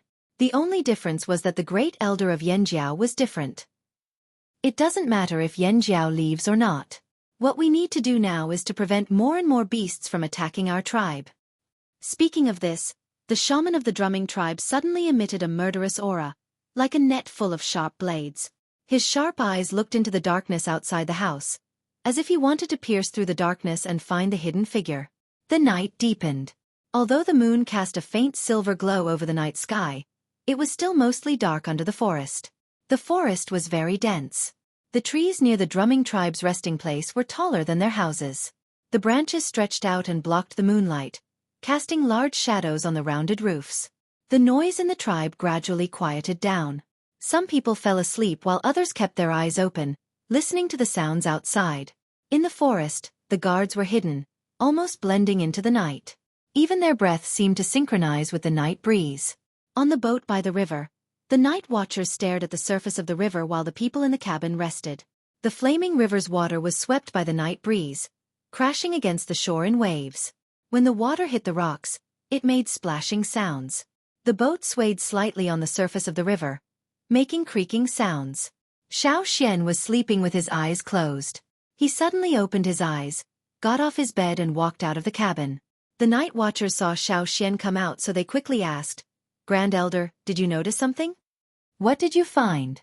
Xian asked. The night watchers looked at each other and thought for a while, then said, I just feel that something is not right. There was a noise in the forest just now. It should be from the drumming tribe. Maybe a beast fell into the drumming tribe's trap and there was a short fight. But the beast probably ran away and there's no movement now. The river is not calm either. But we can't tell exactly where. The people Xian brought out were all experienced hunters. Their instincts were very sharp. Although they might not be very accurate, they could still sense the general situation. What's wrong? Tuo walked out of the cabin and looked around. He suddenly said, the river is very quiet. The night watcher said that the river was not calm, but Tuo said that it was very quiet. This was not contradictory. It was because of this silence that it seemed strange. In the past, even at night, there would be fish floating on the surface of the river from time to time. The fish's tail would stir the water and make a sound. Some would even jump and then fall into the water and make a splash. There were also fish that would hunt for insects on the shore and dive into the shallow water to ambush and attack at any time. But now, there was no sound of fish hunting on the shore. There was no movement of fish floating on the surface of the river. There was no sound of fish jumping either. Other than the waves caused by the night wind, there was nothing else. Under this calm appearance, there was something else hidden. Xian glanced around the river and then looked upstream. You guys stay here. I'll go take a look. As he spoke, Xian jumped off the boat and quietly went upstream along the forest. I'll go too. Tuo jumped off behind Xian. He did not hear any objections from Xian, so he continued to follow. It was too dangerous for Xian to go alone. If he followed, he could help. If it was completely dark, Tuo's movements would be greatly limited. But now the moonlight was getting brighter and brighter, so Tuo's vision would be less disturbed. This was also why Xian agreed to let Tuo follow. The riverbank was still some distance away from the drumming tribe's habitat. The fire seed aura of the drumming tribe here was also very weak. Xian shuttled through the forest on the shore, running and stopping. Under the cover of the rustling of the leaves in the night wind, he approached upstream. Tuo was following behind Xian. Seeing Xian suddenly stop, he hurriedly stopped and gestured to Xian. Is there a problem? Xian signaled him to be patient and wait. Tuo held his breath and carefully listened to the movements around him. The next moment, he suddenly felt his scalp go numb. The night wind seemed to have dropped to the freezing point, and a chill rushed up his spine, making him want to shiver. All the blood in his body was screaming that there was danger here. There was the sound of water not far away, as if something was coming out of the river. But when Tuo was thinking about what to do next, that feeling quickly disappeared. The sense of crisis that made his back sweat gradually receded. Tuo then carefully breathed. After the sense of crisis completely disappeared, there was a sudden rustling sound on the shore, as if something was walking on the grass. Tuo stopped wiping his cold sweat and looked at Xian. Should we do something? There was no strong sense of crisis, so the sound just now should be from other nocturnal beasts. Tuo did not need to worry about this. But Xian waved his hand and signaled Tuo to continue to wait. The rustling sound disappeared, and the shore was quiet again. Xian moved closer to the riverbank, and then found a suitable place to hide in a tree. He let the branches cover his body, and through the gaps between the branches, he looked at the riverbank where he heard the sound of water just now. Chapter 642. Xian and Tuo kept staring at the river. Tuo Xiang was a little further away from the river than Xian. He knew the shortest distance he could get. If he got any closer, he might expose himself when that thing appeared again. Therefore, he didn't dare to take the risk. After hunting for so many years, he knew where the safe zone was for him to face different kinds of ferocious beasts. He didn't dare to take the risk. Sounds came from the direction of the drumming tribe. It seemed that the drumming tribe's patrols had encountered a ferocious beast, but that didn't draw Xian's attention. He still stared at the river. After about an hour, the area quieted down again with a slight sound of insects. It's coming! Xian and Tuo, who were hiding in the trees, felt their hearts tighten. Every pore on their body was forced to close, not letting out a trace of breath. Even if the wind could hide their scent better, in addition to smell, there were also people's aura and power fluctuations. They knew what kind of danger they were about to face, so they didn't dare to be careless. There was the sound of moving water. It seemed that something in the river was swimming towards the shore. The exposed part of the river had traces of water, reflecting the moonlight. Xian looked over and saw a strange shape on the surface of the river under the moonlight. For a moment, he couldn't tell what it was. He only knew that it should be a big guy, because behind the exposed part, there were long water ripples on the surface of the river. Perhaps it was the back of the thing in the water that caused the ripples. Xian estimated that it was about 10 meters long. As for the part that couldn't be seen and didn't have obvious water ripples, Xian didn't know for the time being. He didn't dare to look over there recklessly. Smart, fearsome beasts were very sensitive to sight. Xian paused and looked over from another angle. This time, Xian was really shocked. The river and leaves had disappeared. Only the stones and branches showed different shades of gray. The world seemed to have shed its skin, leaving only a faint shape and an obvious skeleton. On the other side, a huge beast skeleton was approaching. How big was it? Xian couldn't be sure, but judging from its bones, it was more than 20 meters long. Just by looking at its skeleton, it looked like an elongated lizard. However, its neck was much longer than a lizard's, so much so that its head was above the surface of the water while its body was completely underwater. Its thick hind limbs were folded backward, and its body swayed like a crocodile. The bones of its forelimbs were thinner than its hind limbs, and when it swam forward, its head. Xian looked around. In his field of vision, there was not only the head of the giant beast, but also the bones of an even smaller beast. However, the smaller skeleton was still in the mouth of the giant beast. When the giant beast was about to reach the river, Xian lowered his gaze and stopped looking in that direction. The next moment, Xian felt as if a fierce and sharp gaze had swept past him.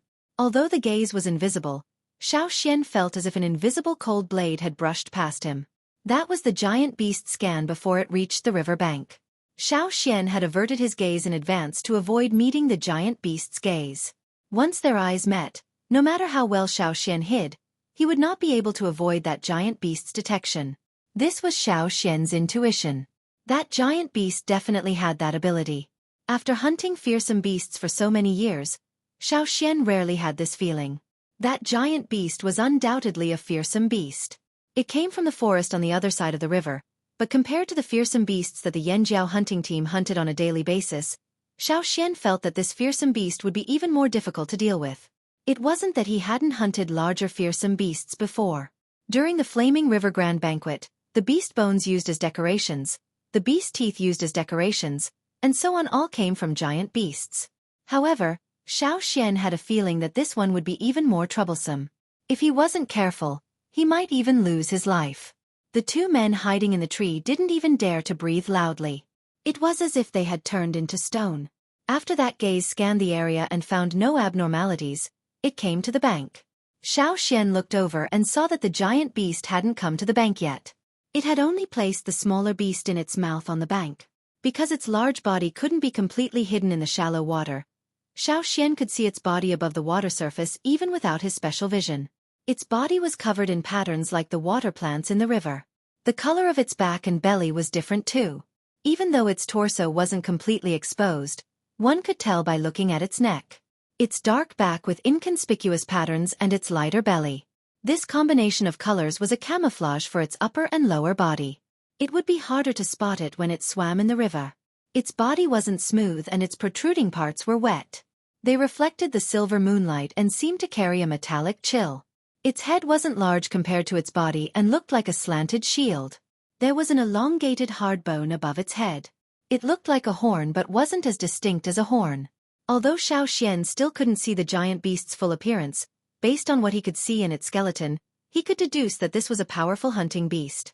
Such a powerful fearsome beast was sneaking around the riverbank in the middle of the night. What was it afraid of? Or did it have other motives? It had a mouthful of sharp teeth but it didn't use much force when it held the small beast in its mouth. Xian could tell that it was avoiding hurting the small beast.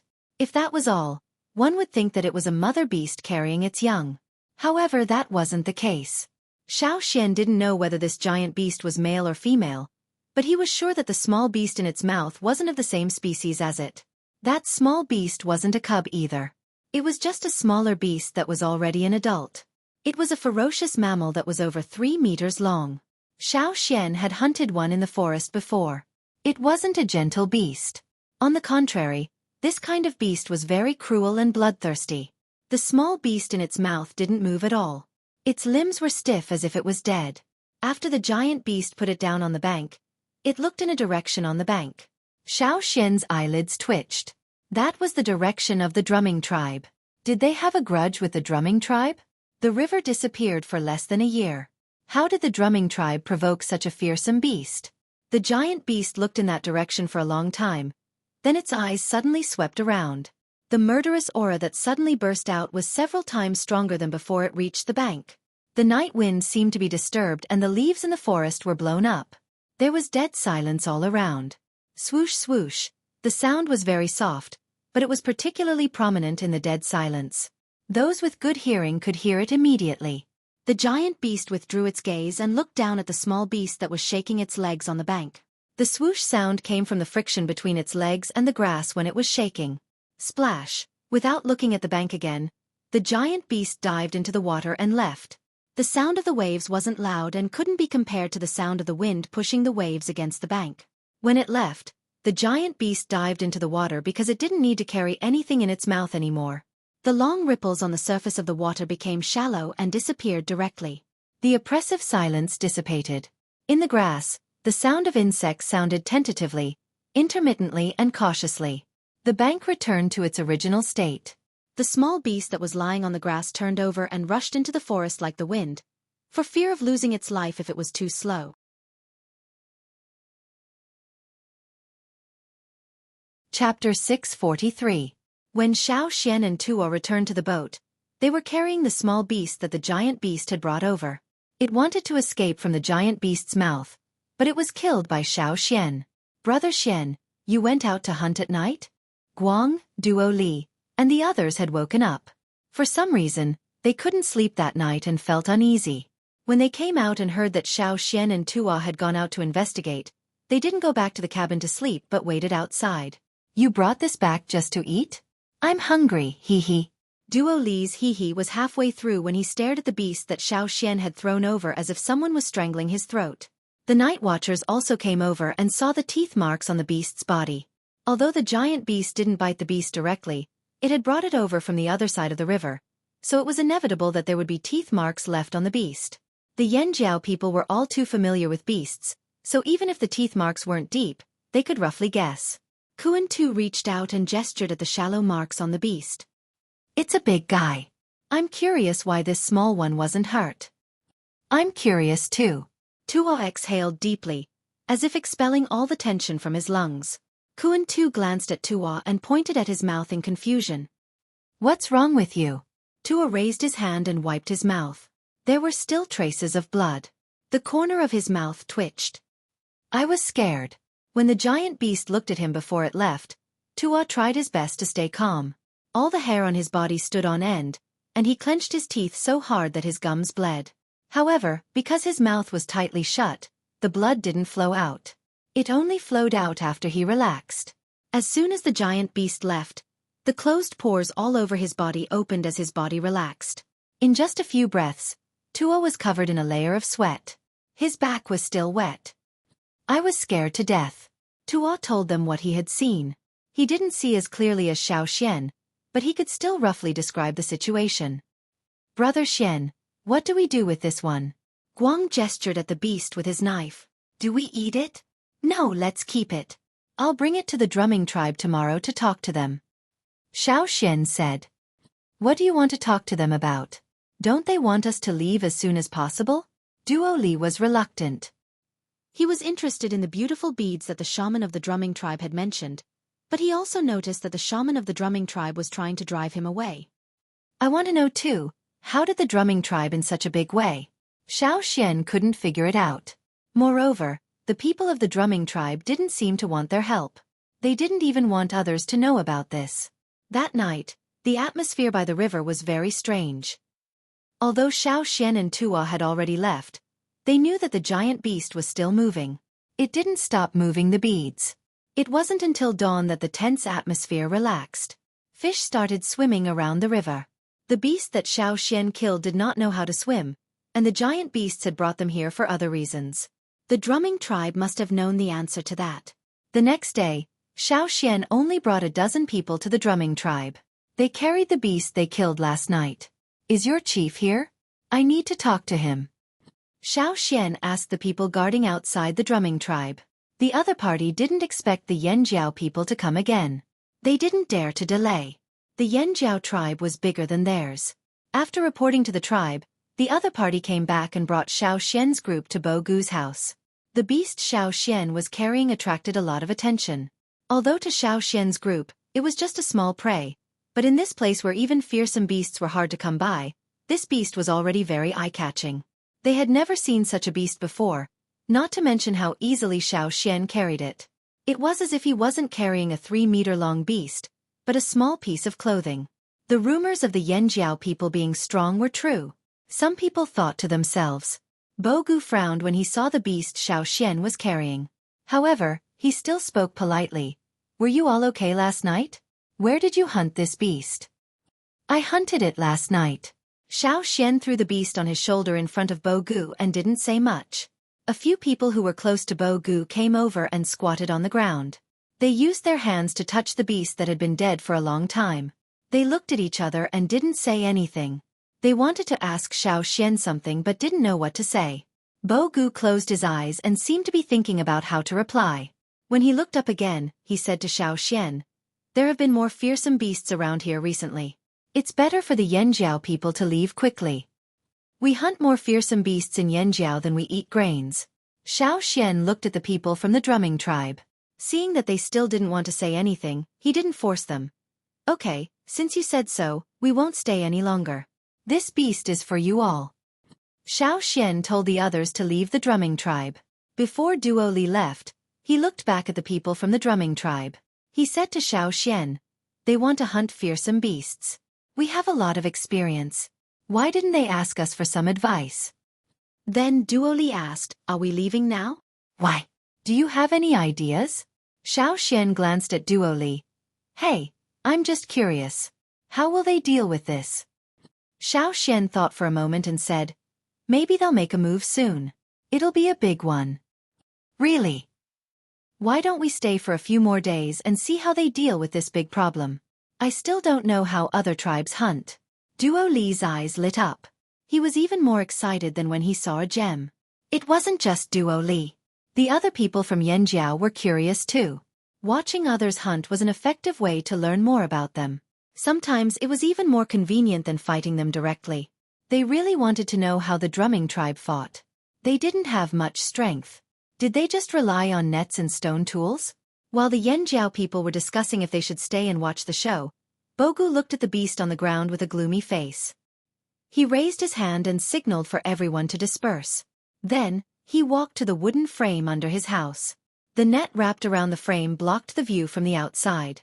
Bo Gu walked to the center of the frame and stomped on it 3 times.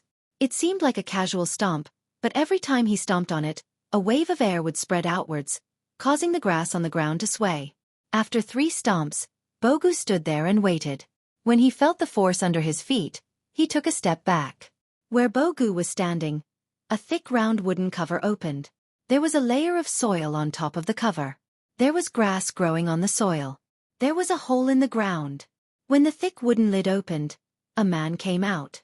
His face was full of stubble and his nose was protruding. He didn't come out directly but instead leaned against the edge of the hole. He looked up and narrowed his eyes at Bo Gu, then yawned. "What's the matter? Is it safe underground?" Bo Gu asked. The person impatiently smacked his lips, "Of course. If it's not safe, why would I sleep here? It's just too noisy at night. You guys are making too much noise." The person spoke quickly and his voice was sharp. If someone wasn't familiar with him, they wouldn't be able to hear what he was saying. But Bo Gu was already used to their way of speaking. He could hear every word clearly. Bo Gu didn't mind his complaints and only said, "As long as it's safe." Then he turned to leave. The person saw this and was about to go back to sleep when he thought of something. He poked his head out and quickly asked, "I heard there are Yanjiao people coming to your tribe?" "Yes." Bo Gu's expression was indifferent as if he didn't want to say more. But the person didn't seem to notice Bo Gu's expression and continued to ask. "I haven't seen Yanjiao people before. I heard they look like fearsome beasts. Is that true? Do they have fangs, Claws and a long tail? The person squinted his eyes and asked again. None. Nothing special. I don't believe you. Are they still here? I want to take a peek. Nope. They left. The person's face was full of pity. He then asked, why didn't you ask the Yanjiao people for help? I heard the Yanjiao people are good at hunting fearsome beasts. If you ask the Yanjiao people for help, it will be easier. This is our tribe's business. There's no need for the Yanjiao to interfere. Bogu said expressionlessly. Oh, since it's your tribe's business, then we won't interfere. Then, the person didn't wait for Bogu's response and closed the hole. The ground returned to its original state. There were only a few traces of the hole being opened. Bogu took a deep breath and raised his leg. He wanted to stomp on the hole and collapse it. Let's see how the people below can sleep peacefully. But Bogu controlled himself and sighed. He walked towards the shaman's house.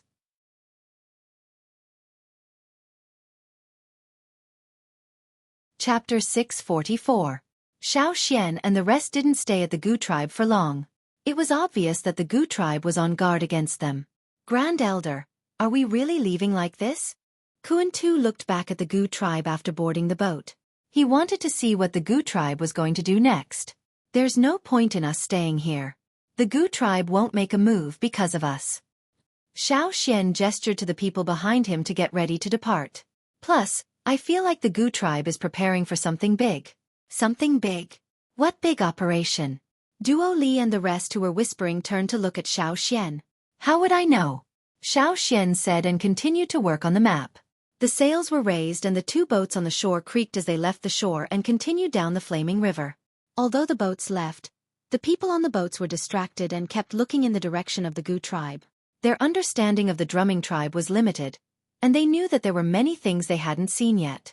Especially when they heard Xiao Xian say that the drumming tribe would soon take action, they were all itching to speak. They wanted to go back and see what the drumming tribe would do, but they didn't dare to say it out loud. Sigh. Duo Li scratched his head and went to sleep. It was his turn to keep watch tonight. After the two Yanjiao boats left, a few figures came back from the forest. Yanjiao left? Bogu asked the person who just came back. Yes, they left.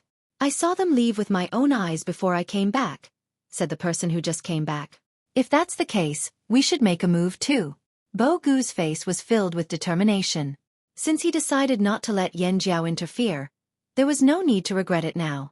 Tell everyone to get ready. Bogu walked towards the shaman's house and told him that Yanjiao had left. The shaman closed the door to his house after Bogu told him about Yanjiao's movements. He was the only one left in the house. The Gu tribe's fire seed was very close to his house. He could see the fire pit burning from the window. Facing the direction of the fire pit, the Gu shaman sat down cross-legged and closed his eyes. He raised his hand and accurately reached into a wooden tray that had been prepared beforehand. He dipped his right thumb into the viscous black paint and dropped it onto a piece of linen cloth in front of him. The linen cloth wasn't big, only about half a meter square. After the shaman touched the cloth, he started to draw a simple abstract shape on the cloth. As the drawing was completed, it could be seen that the Gu witch had drawn a standing figure on the linen cloth. The figure had both arms outstretched, with one arm raised and the other hanging down slightly, as if he was about to throw something. And next to the person was a net. After drawing the pattern, the Gu shaman did not retract his hand. Instead, he placed his thumb in the middle of the net and closed his eyes. After a while, the Gu shaman retracted his finger, opened his eyes and stared at the direction of the fire pit. After a while, he retracted his gaze and walked to a room in the house. That was where the ancestral records were kept. Different from the animal skin scrolls used by other tribes, the Gu tribe used cloth to record things. They used their own techniques to weave cloth with unique patterns. The cloth was processed, from the material to the crafting. It was different from the usual cloth. Even after thousands of years, it still retained its original softness. The shaman didn't look at anything else. Instead, he walked to a short table. There was a scroll on the table. He found this scroll when Bogu left and would look at it every day. Opening the scroll, the shaman looked at the drawing on it and sighed. In this part of the scroll, there was an abstract drawing of a giant beast and some people pulling a net to hunt. For it to be recorded and passed down to the future generations, there must be a great meaning behind it. The hunt recorded must be a great one. If Xiao was here, he would definitely notice that the giant beast drawn on the scroll was very similar to the giant beast he saw at the riverbank that night. Even if it was just an abstract drawing without any painting skills, as long as he saw it, he would associate it with the giant beast he saw that night. But this scroll was left behind by the Gu tribe's ancestors 1,000 years ago. 1,000 years ago, before the disaster, before the river was formed, the land of the fearsome beasts was connected to this place. The Gu shaman sighed again and closed the scroll. The moment the scroll was completely closed, all of the Gu shaman's emotions and worries turned into a resolute killing intent. It's been 1,000 years, it's time to end this. Xiao was very confused when he saw the giant beast at the riverbank. He didn't know how the Gu tribe provoked such a fearsome beast. After all, the river only disappeared after the disaster last year. Even if the flaming river couldn't stop all the fearsome beasts, it shouldn't have attracted such a strong beast that lived deep in the forest. Moreover, this ferocious beast deliberately created trouble for the drumming tribe by transporting the ferocious carnivorous beasts that could not swim across the river one by one. It was a strong and cunning fearsome beast, but it was overly cautious. The truth was, this grudge was formed 1,000 years ago. Before the disaster, the two sides of the flaming river were connected. The tribes living here often came into contact with fearsome beasts. The scroll that the Gu shaman took out recorded the hunt that took place 1,000 years ago. Back then, the ancestors of the Gu tribe had their eyes on the fearsome beast and set up a hunting net to hunt it down. Unfortunately, the beast left in the end. Not long after, the disaster of heaven and earth arrived. A huge crack appeared, and the dangerous river and the giant beasts that had never existed here before appeared one after another, cutting off the giant beasts on the other side of the river. All the tribes on this side of the river ushered in a new life with almost no ferocious beasts for nearly 1,000 years. This was because the ferocious beasts on this side of the river were hunted down one after another. But no more ferocious beasts crossed the river to this side. Now, the barrier was broken and the fearsome beast that bore a grudge for 1,000 years appeared again. 1,000 years had passed. The ancestors of the drumming tribe who hunted the beast had long passed away, but the giant beast was still alive. It was even stronger and smarter. It was also a beast that could grow endlessly. As long as it was alive, it could continue to grow. Now, it still remembered that its claws were chopped off and came back for revenge. Why was it so cautious? Even if it was much stronger than before, it was still cautious. Even after 1,000 years, it would still instinctively feel fear when it sensed the aura of the Gu tribe's fire seed. After all, it was almost caught by the ancestors of the Gu tribe and even had half of its claws chopped off. Not everyone in the Gu tribe knew about this secret. Only a few knew because they didn't want to cause panic. After all, they hadn't encountered fearsome beasts for many years. The Gu shaman was worried that this would cause panic in the tribe. The fearsome beast wouldn't make any big moves in a short period of time, so the Gu shaman decided to wait for Bo Gu's return. At that time, Bo Gu was on his way back from the Flaming River trading point, so Bo Luo naturally didn't know the truth. If Bo Gu was in the tribe at that time, even if he didn't tell his son everything, he would have hinted at him and stopped him from going to the river. When Bo Gu returned, some of the core members of the tribe also knew the truth.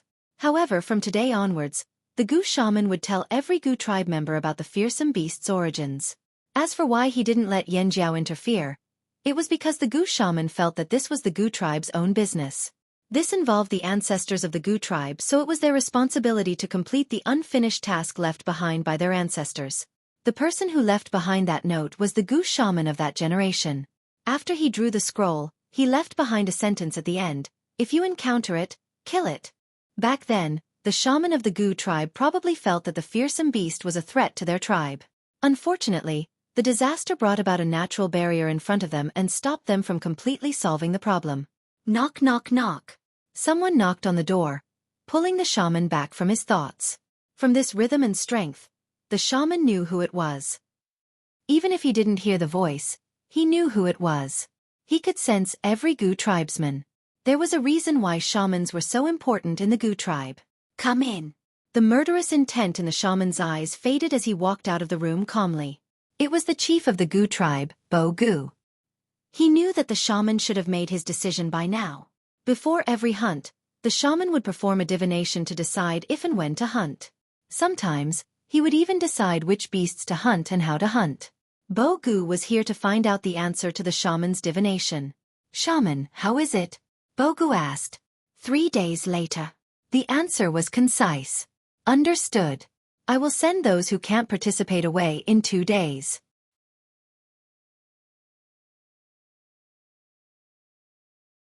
Chapter 645. The drumming tribe had made a big move this time. They were about to face a battle that had been delayed for 1,000 years. It was bound to affect everyone in the tribe. In order to prevent the weaker ones from getting hurt, Bogu went to make arrangements after leaving the shaman's house. Their core battlefield was where their tribe was located. The drumming tribe was one of the few tribes that used their own place as their battlefield. If they wanted to evacuate everyone who couldn't participate in the battle, they would have to evacuate everyone from their tribe's territory.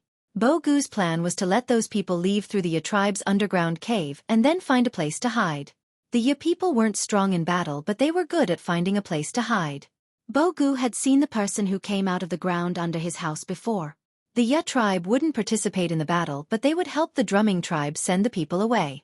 Hence, in the next 2 days, there were many pregnant women and children carrying bags going into the cave under Bogu's house.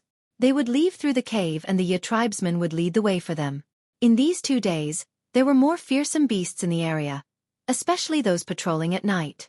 They could even hear the clear sound of waves coming from the riverbank. Now that the beast was no longer hiding, the drumming tribesmen wouldn't go near the riverbank. They would only guard the borders of the tribe and hunt down the beasts that intruded. On the 3rd day, the drumming tribe was very quiet. There weren't any children playing around and no one was running around. When the sun was high up in the sky, the shaman walked out of his house and walked towards the fire pit. The other drumming tribesmen also came out of their houses and gathered around the fire pit. Before the hunt began, they had an important ceremony. To the drumming tribe, the net was a tool and also a religion. Perhaps people from other tribes didn't think much of a net, but every time before and after a hunt, the drumming tribe would hold a special ceremony. Just like the Flaming Horn tribe's mobilization meeting before a hunt, there would be a sword cleansing ceremony after the hunt. The drumming tribe did the same. The more important the hunt, the more complicated the ceremony was. To many tribes, they only needed people, tools and strength to hunt. But the drumming tribe thought that it was more than that. For them, there was one more important and necessary procedure before a major hunt: a ceremony. Without that ceremony, the people of the drumming tribe would feel that no matter how powerful you were, no matter how skillful your hunting skills were, and no matter how sharp your tools were, without a ceremony, there wouldn't be a satisfying hunt, and they wouldn't be able to achieve their goals. That ritual would bestow power to the hunting net in their hands. This power would allow them to hunt with satisfactory results. They would not miss their targets, they would capture enough prey, and all their tools would achieve the greatest effect. When it came to rituals, they would naturally mention the shaman. The shaman was the host of the ritual. All important rituals of the tribe were inseparable from the shaman. The shaman was the most important person of the ritual. Without the shaman, the ritual would not exist. The hunting net could not be given power, and the hunting operation would end miserably. It could be said that in the eyes of the drumming tribe, hunting was a witchcraft operation. The witchcraft would decide the time and method of hunting. The drumming tribe's main hunting method was net hunting. The shaman played a crucial role in net hunting, which was why the shaman of the drumming tribe had a high status, while the chief status was far lower than the shaman's.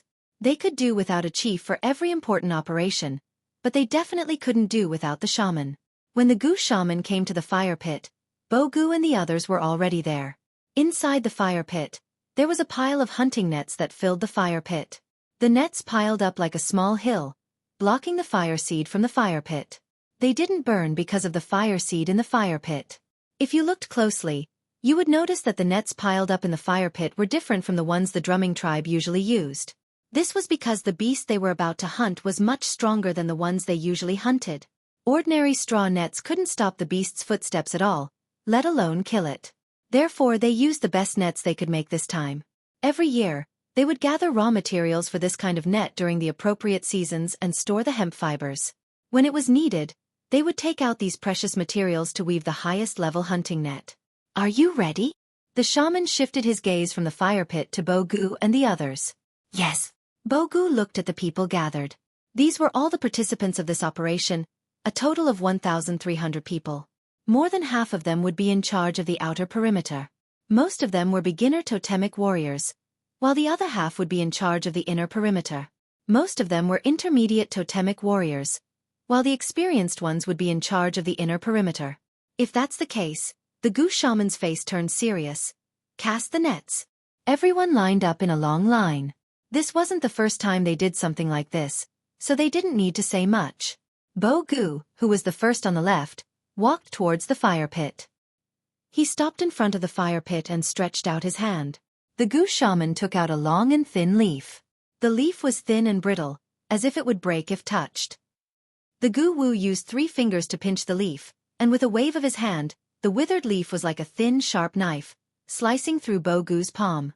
Blood followed the path of the leaf and slid down Bo-gu's hand into the fire pit. The whole process took less than a breath's time. Bo-gu stepped to the side and the second person stepped forward. Just like Bo-gu, he stretched out his hand. Everyone who participated in the battle would drip their blood into the fire pit. Even though there were 1,000 people here, it didn't take long. When the last person finished, it only took half an hour. When everyone was done, the goose shaman flicked his finger and threw the leaf into the fire pit, sticking it on top of the hunting net that had been piled up into a small mountain. What was the meaning of the net? Subdue. Conquer. As the ceremony continued, this thought seemed to have spread out along with the net. Inside and around the Gu tribe, there were waves of restlessness. The birds that used to fly here had long left. The insects that hid behind the leaves had already spread their wings and flew away. The other reason why the Gu tribe didn't want the Yanjiao to interfere was because if the net was activated, the Yanjiao wouldn't be able to do anything. In fact, they might even leave the net. In the flaming river, the calm waves churned as if something was stirring vigorously below and was about to burst out of the water.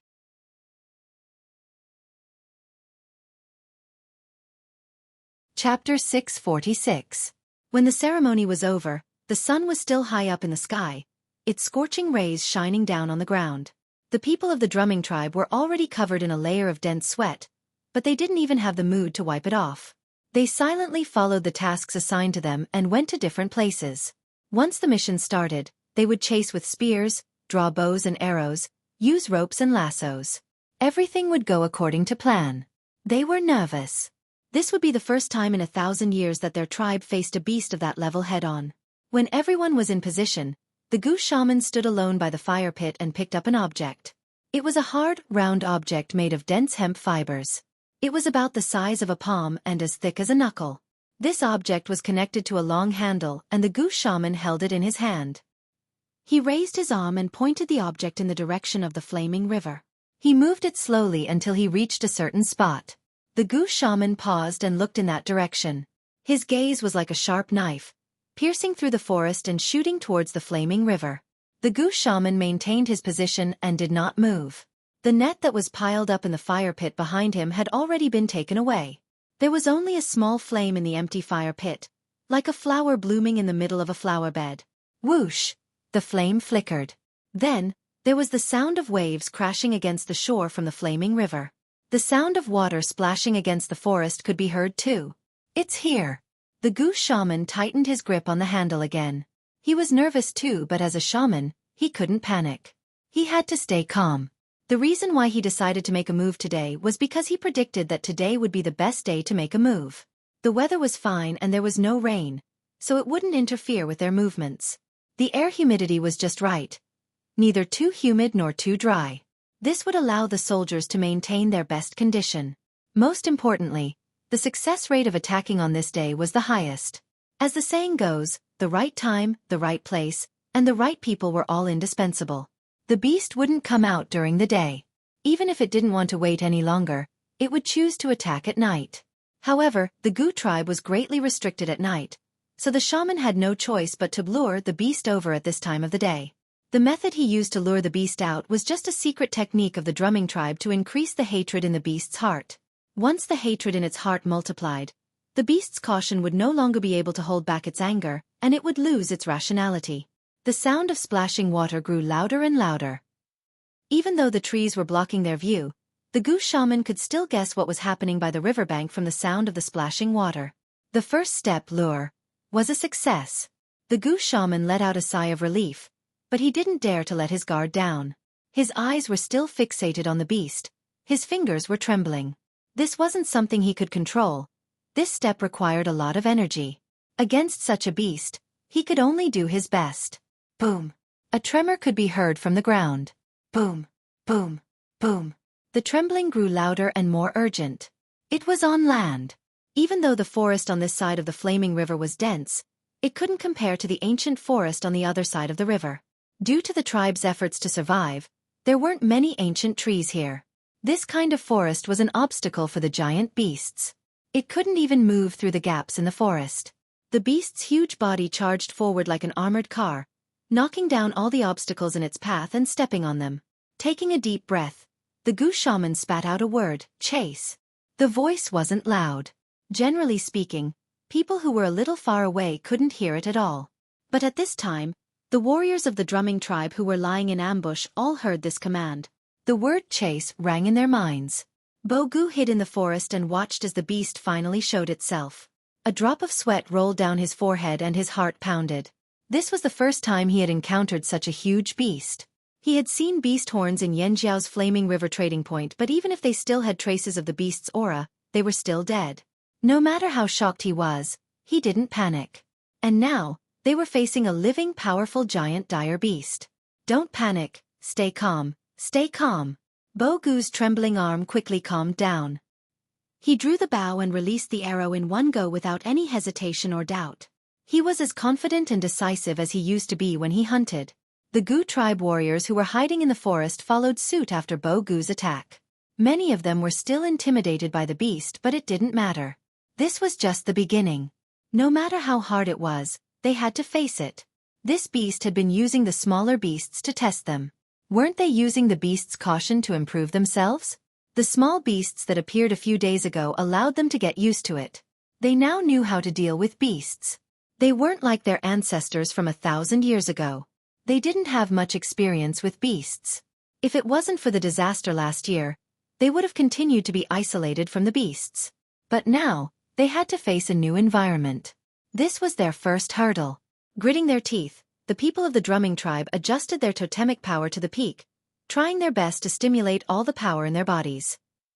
Dozens of figures darted through the forest like shooting stars. Every time they moved, there would be arrows aimed at the giant beast that seemed to have cast a solid shield all over its body. Dang, dang, dang, dang. The arrows hit the beast's body and made metallic sounds.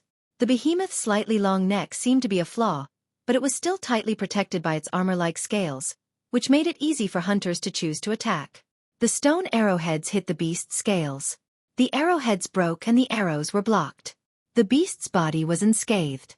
At most, there were only some light scratches. The beast shook its head to avoid the arrows aimed at its eyes. Its pupils were sharp and cold like a sword. It looked around with madness and anger. After being angered by the Gu shaman, it looked even more ferocious. Every single scale on its body seemed to exude a thick murderous aura. In its half-opened mouth, its sharp teeth tore apart the tree branches that it was biting. The tree branches became extremely fragile and were easily crushed. With just one move, the people of the Gu tribe knew that there was a huge difference in power between the two sides. If they used the traditional hunting method, it wouldn't be a battle to the death. It wasn't easy to succeed.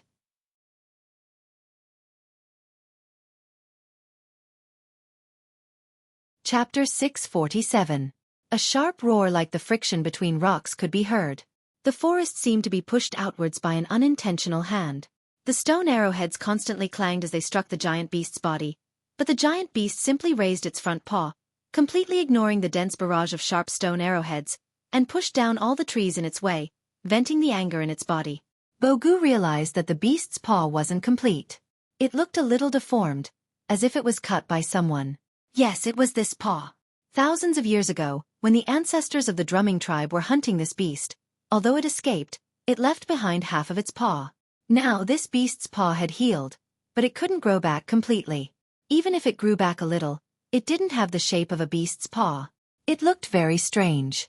This paw, compared to a normal paw, was weaker in terms of agility and attack. Perhaps the giant beast also realized why its paw was like this. It roared angrily again and chased after the people who were hiding in the forest and shooting arrows everywhere. Gu and the others continued to shoot while luring the beast towards the tribe. If it was any other beast, they would chase it from the back. But for this beast, they couldn't stay at the back. They could only continue to lure it from the front. Here they were the weaker party. The beast was the stronger party. Kacha, kacha, kacha. A road was opened up in the forest. Broken wood chips and broken leaves scattered. Trees were lifted far away, leaving only some pits on the ground after being lifted up by the roots or remnants of tree trunks that were still in place after being cut in half. This beast wasn't this big 1,000 years ago. It should be about the same size as the small fearsome beasts they met a few days ago. The hunting methods their ancestors used back then were naturally different from now. So, the beast wasn't familiar with the hunting methods the drumming tribe used now. Even if it was 1,000 years ago, it couldn't remember it clearly. Moreover, the probing of the drumming tribe had ended. It believed that the drumming tribe would not pose too much of a threat. Even if it still remembered the grudge from 1,000 years ago, even if there was still a trace of fear in the depths of its heart, but now, all the fear had turned into hatred and anger. Plus, it was angered by the witch. It couldn't think of anything else now. Kill. That was the only thought in its mind. In front, they could already see the drumming tribe's house. Trap. A voice rang in Bogu and the others' minds. It was time for the next step. So. Ropes appeared from all directions. Up, down, front, back, left, right, all 6 directions. At the same time, a net suddenly sprung up from under the giant beast's feet. The dust and leaves covering the net were blown away. The moment the giant beast lifted its foot, the net closed and directly bound the beast's claw. The giant beast that was charging forward was suddenly pulled back by the sudden force, but it was only for a moment. The beast swung its claws vigorously, lifting up a forest not far away. The rope from the net was tied to the trees. The warriors of the drumming tribe who were hiding in the forest were exposed as the trees were torn down. They had no choice but to retreat and set up a net in a hurry. The net just now was only one of the nets that had been set up. There were more behind it. One net wouldn't be able to achieve much. They needed more nets. This giant beast had already fallen into their net area. They had to keep circling the ropes around it. The ropes formed a net, and the nets formed a net. One net after another connected to the other. If Xiao Xian was here, he would definitely see that this was similar to the chain lasso he set up in the trap. It was just more complicated. If the chain lasso was like changing from 1 dimension to 2 dimensions, from beginner to intermediate complexity, then the net was like changing from 2 dimensions to 3 dimensions, from intermediate to advanced complexity. If a person wanted to create a net and ensure its success, as long as they mastered the technique and had enough time and energy, it wasn't too difficult. After all, only one's consciousness was in charge of the operation. But now, the people of the drumming tribe, the 100 or so people in charge of the net, had successfully completed the huge net without any commands. Even if there were conflicts between them, they were now cooperating very well. This was a temporary tacit understanding, which was impossible for other tribes to achieve. In addition, look at the weaved nets. The trees were easily torn apart, but most of the nets were still connected. The ropes were rarely broken. The net wrapped around the beast's feet was faintly red. It wasn't very thick, but it was unusually strong, even if the beast was strong. This was the net after the net ceremony. It was also the net that the drumming tribe used to deal with difficult targets. 1,000 years ago, the ancestors of the drumming tribe often used this net. But in the past 1,000 years, the drumming tribe rarely used it. After all, the fearsome beasts were slowly disappearing, and their daily targets were just some ferocious beasts. There was no need to use this net anymore. Now, after 1,000 years, the drumming tribe was using this net again. More and more nets wrapped around the beast's feet, and more ropes were wrapped around the beast's body. The ropes weren't obvious compared to the beast's size, but they were still increasing. With every step the beast took, more ropes would wrap around it. These troublesome nets and the smell of the ropes reminded it of bad memories from a long time ago. When it thought of its half-chopped claw, it couldn't help but become more irritable. The Gu shaman looked at the giant beast and shouted again, "Capture!" Bo Gu attacked from the back of the beast, his totemic power infused into his arms. The veins on his arms bulged like dragons as he swung his sword down. The sword emitted a suffocating cold light as it landed heavily on the beast's neck. If it was in the past, the beast's head would have been chopped off easily. Even the fearsome beasts from a few days ago couldn't survive this strike. Such a large beast should have been injured by this strike, right? However, when the blade collided with the beast, a sharp screeching sound could be heard. Bo Gu felt his entire arm go numb from the impact. He looked at the area where the blade had touched. Only a few scratches could be seen. There was no trace of blood. This strike didn't even cut through the beast's skin. Not only that, Bogu could feel that the sword in his hand couldn't be used anymore. There were already cracks on the sword's body. Bogu was shocked when he heard this. The other drumming tribesmen who saw this were also shocked. Most of their stone tools were above average, and some were even made from high-quality stones. But this scene told them that their stone tools were useless. Was this a scam? But no matter what, even though they knew their stone tools weren't effective against the beast, they still had to continue with their plan. At the same time, in the flaming river, 2 boats that were supposed to sail downstream were now heading upstream.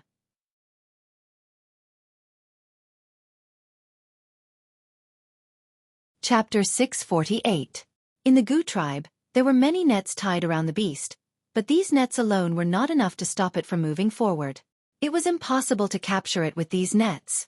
In order to set up more nets, the people of the drumming tribe who were responsible for setting up the nets paid a heavy price. Dozens of people died or were injured. The rest of the people could only hold on and try their best to set up more nets. The number of casualties would only increase. Facing a beast of this level, getting heavily injured was already the best result. The Gu shaman looked at the approaching giant beast, and his calm eyes couldn't help but show signs of worry. Not enough. Still not enough. If he wanted to achieve the desired result, the net that he had set up now was not complete enough. Even if he was prepared, the shaman still underestimated the beast's ability. The people in charge of the nets had already tried their best, so he could not blame them anymore. In the end, it was because they were inexperienced. Facing a beast of this level, although they were not flustered, they were not efficient enough and missed many opportunities. The Gu shaman stared intently at the approaching giant beast, searching it for any signs of life. Was it done? No, there was still a gap. That gap had to be filled, or else it would not achieve its goal. Fill the gap. 2 Gu tribe warriors took the chance to attack, each with a rope. However, although they were fast, the giant beast's reaction was faster than theirs. The beast's paw, which was as big as a roof, swept over with a whistling sound. The 2 of them wanted to dodge, but they found that their escape route had been blocked by the giant beast's other paw. Even if they managed to dodge one of the beast's paws, they would not be able to dodge the other. Without any chance to escape, they were swept away by the paw. Like 2 meteors, they flew into the forest, leaving a trail of blood in the air. It was too late.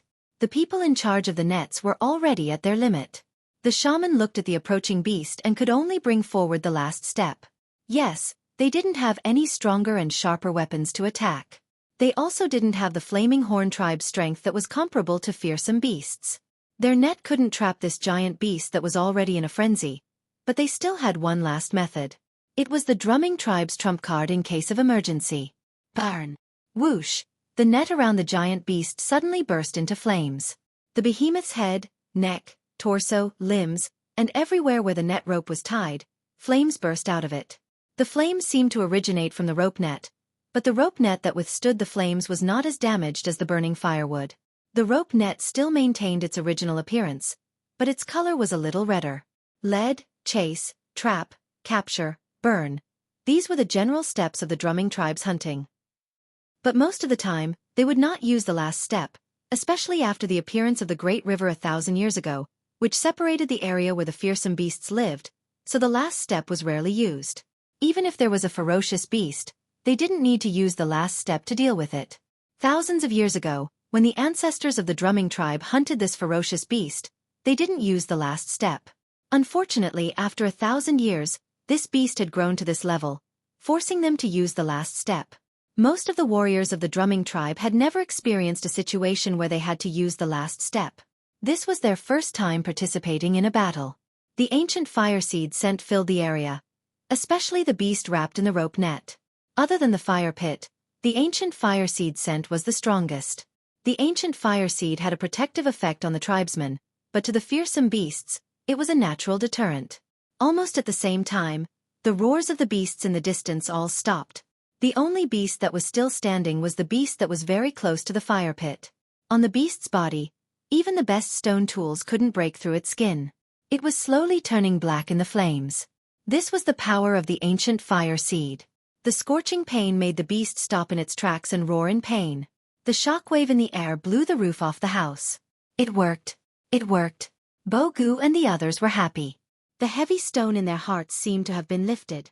However, before they could breathe a sigh of relief, the situation changed again. A ferocious glint appeared in the giant beast's eyes, which were filled with killing intent. It let out another long howl, and the scales all over its body bulged. The air waves that surged out from its body seemed to shoot out from the gaps in its scales, which were difficult to detect with the naked eye. This change only happened in an instant, and a sharp whistle-like sound rang out and then stopped. Bo-gu and the others who were controlling the rope net felt a strong force coming from the vine net. Danger! Just as this thought flashed through their minds, the next moment, the sound of bones breaking could be heard. Blood spurted out from the hand holding the net. Even the bones could be seen. Bang!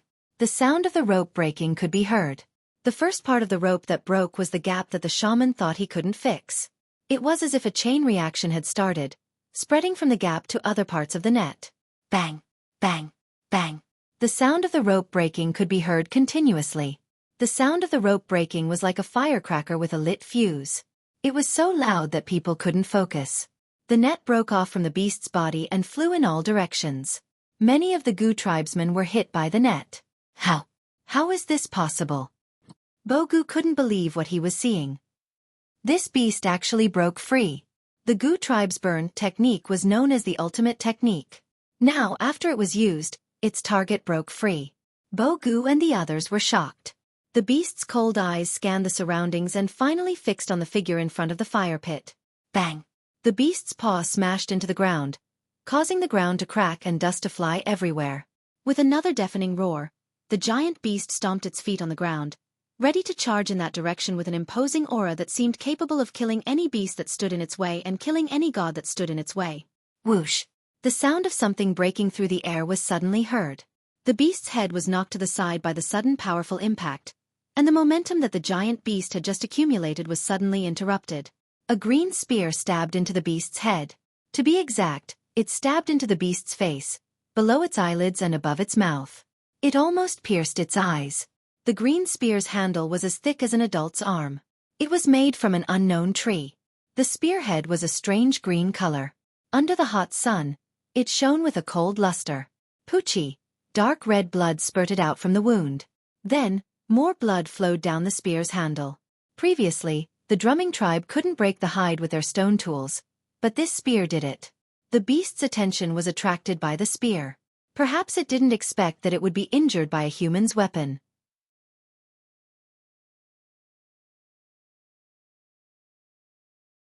Chapter 649. The giant beast turned its head away from the impact and looked towards the direction where the spear came from instead of the Gu shaman at the fire pit. There was an eagle in the sky over there. The giant beast that was interrupted let out a dissatisfied roar in that direction. But the eagle continued to roar in provocation. It didn't move closer or leave, it just hovered there. The giant beast's throat let out a deep rumbling sound like thunder. It was angry. If it could, it wanted to tear the eagle to pieces, but it could not go up to the sky. The sudden appearance of the spear stunned the Gu tribesmen. They didn't have spears like that in their tribe. If they did, they would have used it long ago. They had seen similar weapons on the Yanjiao tribesmen before. The Yanjiao tribesmen who came to their tribe a few days ago had green weapons like this. Looking at the eagle in the sky, the Yanjiao tribesmen who came a few days ago also had eagles. It's them? The Yanjiao tribesmen? Didn't they leave? Why would they appear here? The Gu tribesmen were only guessing. But the Gu shaman was sure that it was the Yanjiao tribesmen. He could feel the fire seed's energy from the Yanjiao tribesmen hiding in the forest. Although the aura of an outsider made them feel uneasy, fortunately, the other party seemed to be on their side and had helped them. Whoosh! Another spear pierced the giant beast's body, but because the giant beast was now prepared, it dodged and avoided the vital parts. The spear was originally aimed at its eyes, but it pierced its forehead, which was the hardest part of its head. This spear pierced the skin, but it did not bleed because it did not pierce deep enough. The first spear's accuracy was affected by the flying rocks and debris, and the second spear also missed because of the giant beast's defense. But there was no doubt that these two consecutive spears surprised the giant beast and made it very irritable. The skin was broken, the skin was broken. This was the first time the beast had bled since it appeared. The tribesmen who were too close to the beast didn't retreat in time. Now that the beast was distracted, they retreated without hesitation. Bo Gu's arm was injured because he was too close to the beast. His legs were also fractured when the beast slammed its claws into the ground. He couldn't move freely. He wanted to retreat, but the moment he moved, he couldn't control his body and fell backwards. Before Bo Gu fell to the ground, a hand grabbed him by the back of his shirt and threw him far away. Bo Gu was speechless. This was definitely not someone from the Gu tribe. Bo Gu looked at the person who threw him and his eyes widened. The great elder of Yanjiao? The person who threw Bo Gu was Xiao Xian, but Xiao Xian didn't throw it blindly. There were drumming tribesmen in that direction, so they would naturally catch Bo Gu. Boom! The giant beast's powerful stomps made the already cracked ground even more messy, as if the open wounds were being unscrupulously pulled, making it look even more terrifying. Xiao Xian had already leapt backwards to avoid the tremors from the ground even before the beast stomped on him. He used a rope from the drumming tribe to turn his body in the air and move towards another direction. He couldn't always stay in one place. He had to constantly change his position. He was the one who threw the first spear. He couldn't retrieve the spear from the beast's body as it was too risky. The beast was already prepared and wouldn't let him get close to it. With its size, strength and attacks, one touch from it would be enough to make a person fall to the ground. Xiao Xian wasn't confident that he could dodge all of the beast's attacks, so he wasn't in a hurry to retrieve his spear. They didn't have any more bronze spears for them to stab. Luckily, they had already attracted the beast's attention and bought some time for the Gu tribesmen to catch their breath. "Why are you all here?" Bo Gu asked the nearest flaming horn tribesman as he was led away by his tribesmen. "Our great elder said that you might need our help. That's why we're here." Tua stared at the giant beast without moving his eyes away. "Why would your great elder think so?" "Because he's the great elder." Bo Gu didn't know how to continue asking. He couldn't guess what the Yanjiao tribesmen were thinking. He didn't know why they would appear here when they had already sailed downstream. However, they were grateful that the Yanjiao tribe was willing to help them. The truth was that the Yanjiao tribesmen wanted to return and see what kind of beast the Gu tribesmen were fighting. They also wanted to understand the Gu tribe's fighting style and fighting style. After that, Xiao Xian made a knot and led the others to jump to the bow of the ship, turning back. The shaman looked towards Xiao Xian's direction. He didn't have time to thank them, so he made another decision. "Fix it." The Gu tribesman took a deep breath and started moving again. The battle wasn't over yet. The giant beast had broken through many of the nets, but not all of them. There were still many nets wrapped around its body. However, those nets alone could not be used to their fullest potential. They had to connect all the nets together and fill in the gaps to completely subdue the giant beast. Bo Gu's position was taken by someone else, so he couldn't fight anymore. He could only watch from the sidelines. "Do you need any help?" Tua asked. "No, thank you for your help. We'll be fine from now on," Bo Gu said. The Yanjiao tribesmen appeared at the most crucial moment and gave the Gu tribesmen time to breathe. What they needed to do now was to follow the shaman's orders and fix the broken nets. But would they really succeed? Bo Gu was anxious. Although they had already set up the nets, they would be more skillful this time. This was the Gu tribesmen's talent, and Bo Gu didn't doubt it. However, not to mention how many people were injured and their movements were restricted, just looking at the giant beast's current position, Bo Gu's heart couldn't be at ease. It was too close. The beast had already entered the Gu tribe's territory. There wasn't much time left. "You really don't need help?" Tua asked again. Actually, they really wanted to help. It was rare to meet such a beast. Although they weren't confident in killing it, they could at least test it out and then run. In the forest, if they met a beast they couldn't defeat, they would do the same thing. Bo Gu shook his head and said firmly, "You guys can't." Although this made Tua and the others unhappy, they had to admit that in this situation, they couldn't do anything. Firstly, the Gu tribe's fire seed's energy was too strong. The closer they got, the more they would be affected. They would have to use some of their energy to resist the fire seed's repulsion. Facing such a dangerous beast, if they couldn't fight it with all their might, it was better to be careful. Years of hunting experience told them that if they were careless, they could lose their lives. Plus, the beast was attacking the Gu tribe, not the Yanjiao tribe. They didn't need to fight so hard. They could just help from the side. Secondly, looking at the Gu tribesmen's actions, although there were many of them, it felt like they were one entity.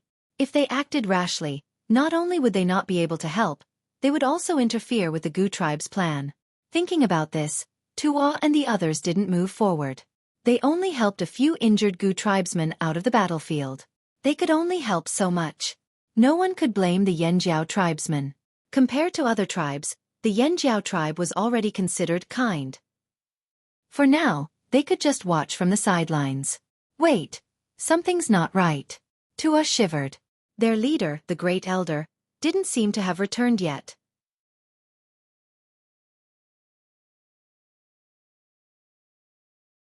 Chapter 650. Xiao Xian remained on the battlefield. It wasn't that Xiao Xian was a busybody, he just wanted to help to buy some time for the Gu tribesmen to catch their breaths. Since Bo Gu was injured, he wanted to help as well. Among all the Yanjiao tribesmen here, Xiao Xian was the least affected by the Gu tribe's fire seed.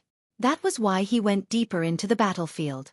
When he saw the Gu tribesmen catch their breaths and prepare to fight again, he wanted to retreat from the battlefield. But after a few steps, he heard a voice. Wait! There was no one around Xiao Xian. The voice wasn't loud, but it was clear as if someone was talking to him. It was the Gu shaman's voice. It was a secret technique that allowed Xiao Xian to stay and help them.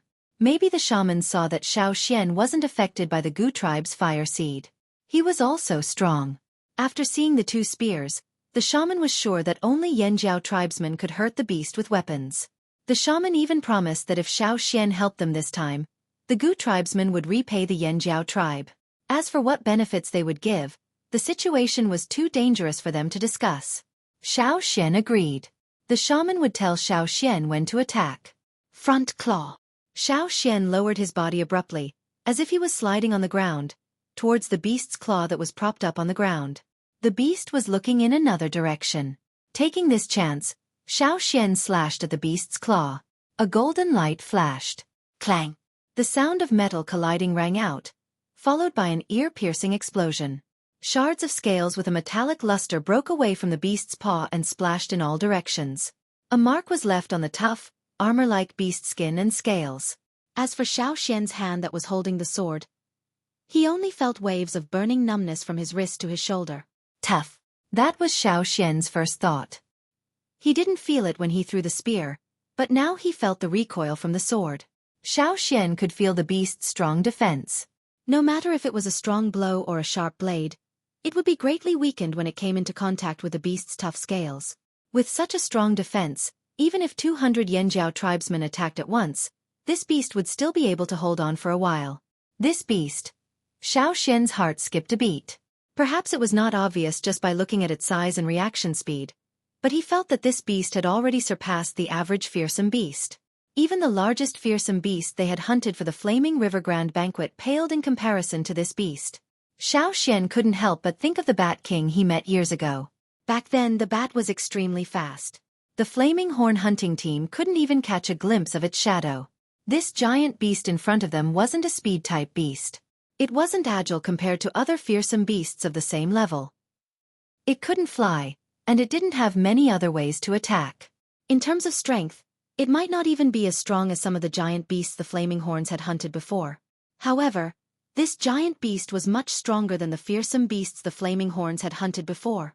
Perhaps it wasn't as strong as the bat Xiao Xian had met years ago, but it was enough to strike fear into people's hearts. Its defensive capabilities were simply too strong. Generally speaking, an excessively long neck would appear fragile. However, the dense steel armor-like scales protected it tightly. No wonder it was a fearsome beast that had lived for 1,000 years.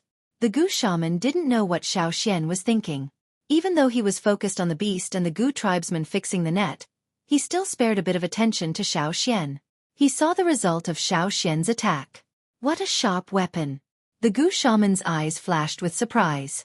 He didn't know what material it was made of. Where did the Yanjiao get it? Whether it was the 2 spears from before or Xiao Xian's weapon, which was completely different from a stone tool, the Gu shaman was shocked. What a monster! But it was a pity. No matter how sharp Yanjiao's weapons were, they couldn't subdue this fearsome beast. Only the Gu tribesmen could do it. The Yanjiao tribesmen could only support them. The skin on the beast's claws was too thick, much thicker than the skin on its face. Even though Xiao Xian's wound was deep enough, it wasn't enough to cause blood to spurt out. It didn't even cause the beast much pain. Compared to the beast's size, a wound like this was nothing. But even so, the beast was still distracted. Its head tilted towards Xiao Xian. After that strike, Xiao Xian dodged to the side without hesitation.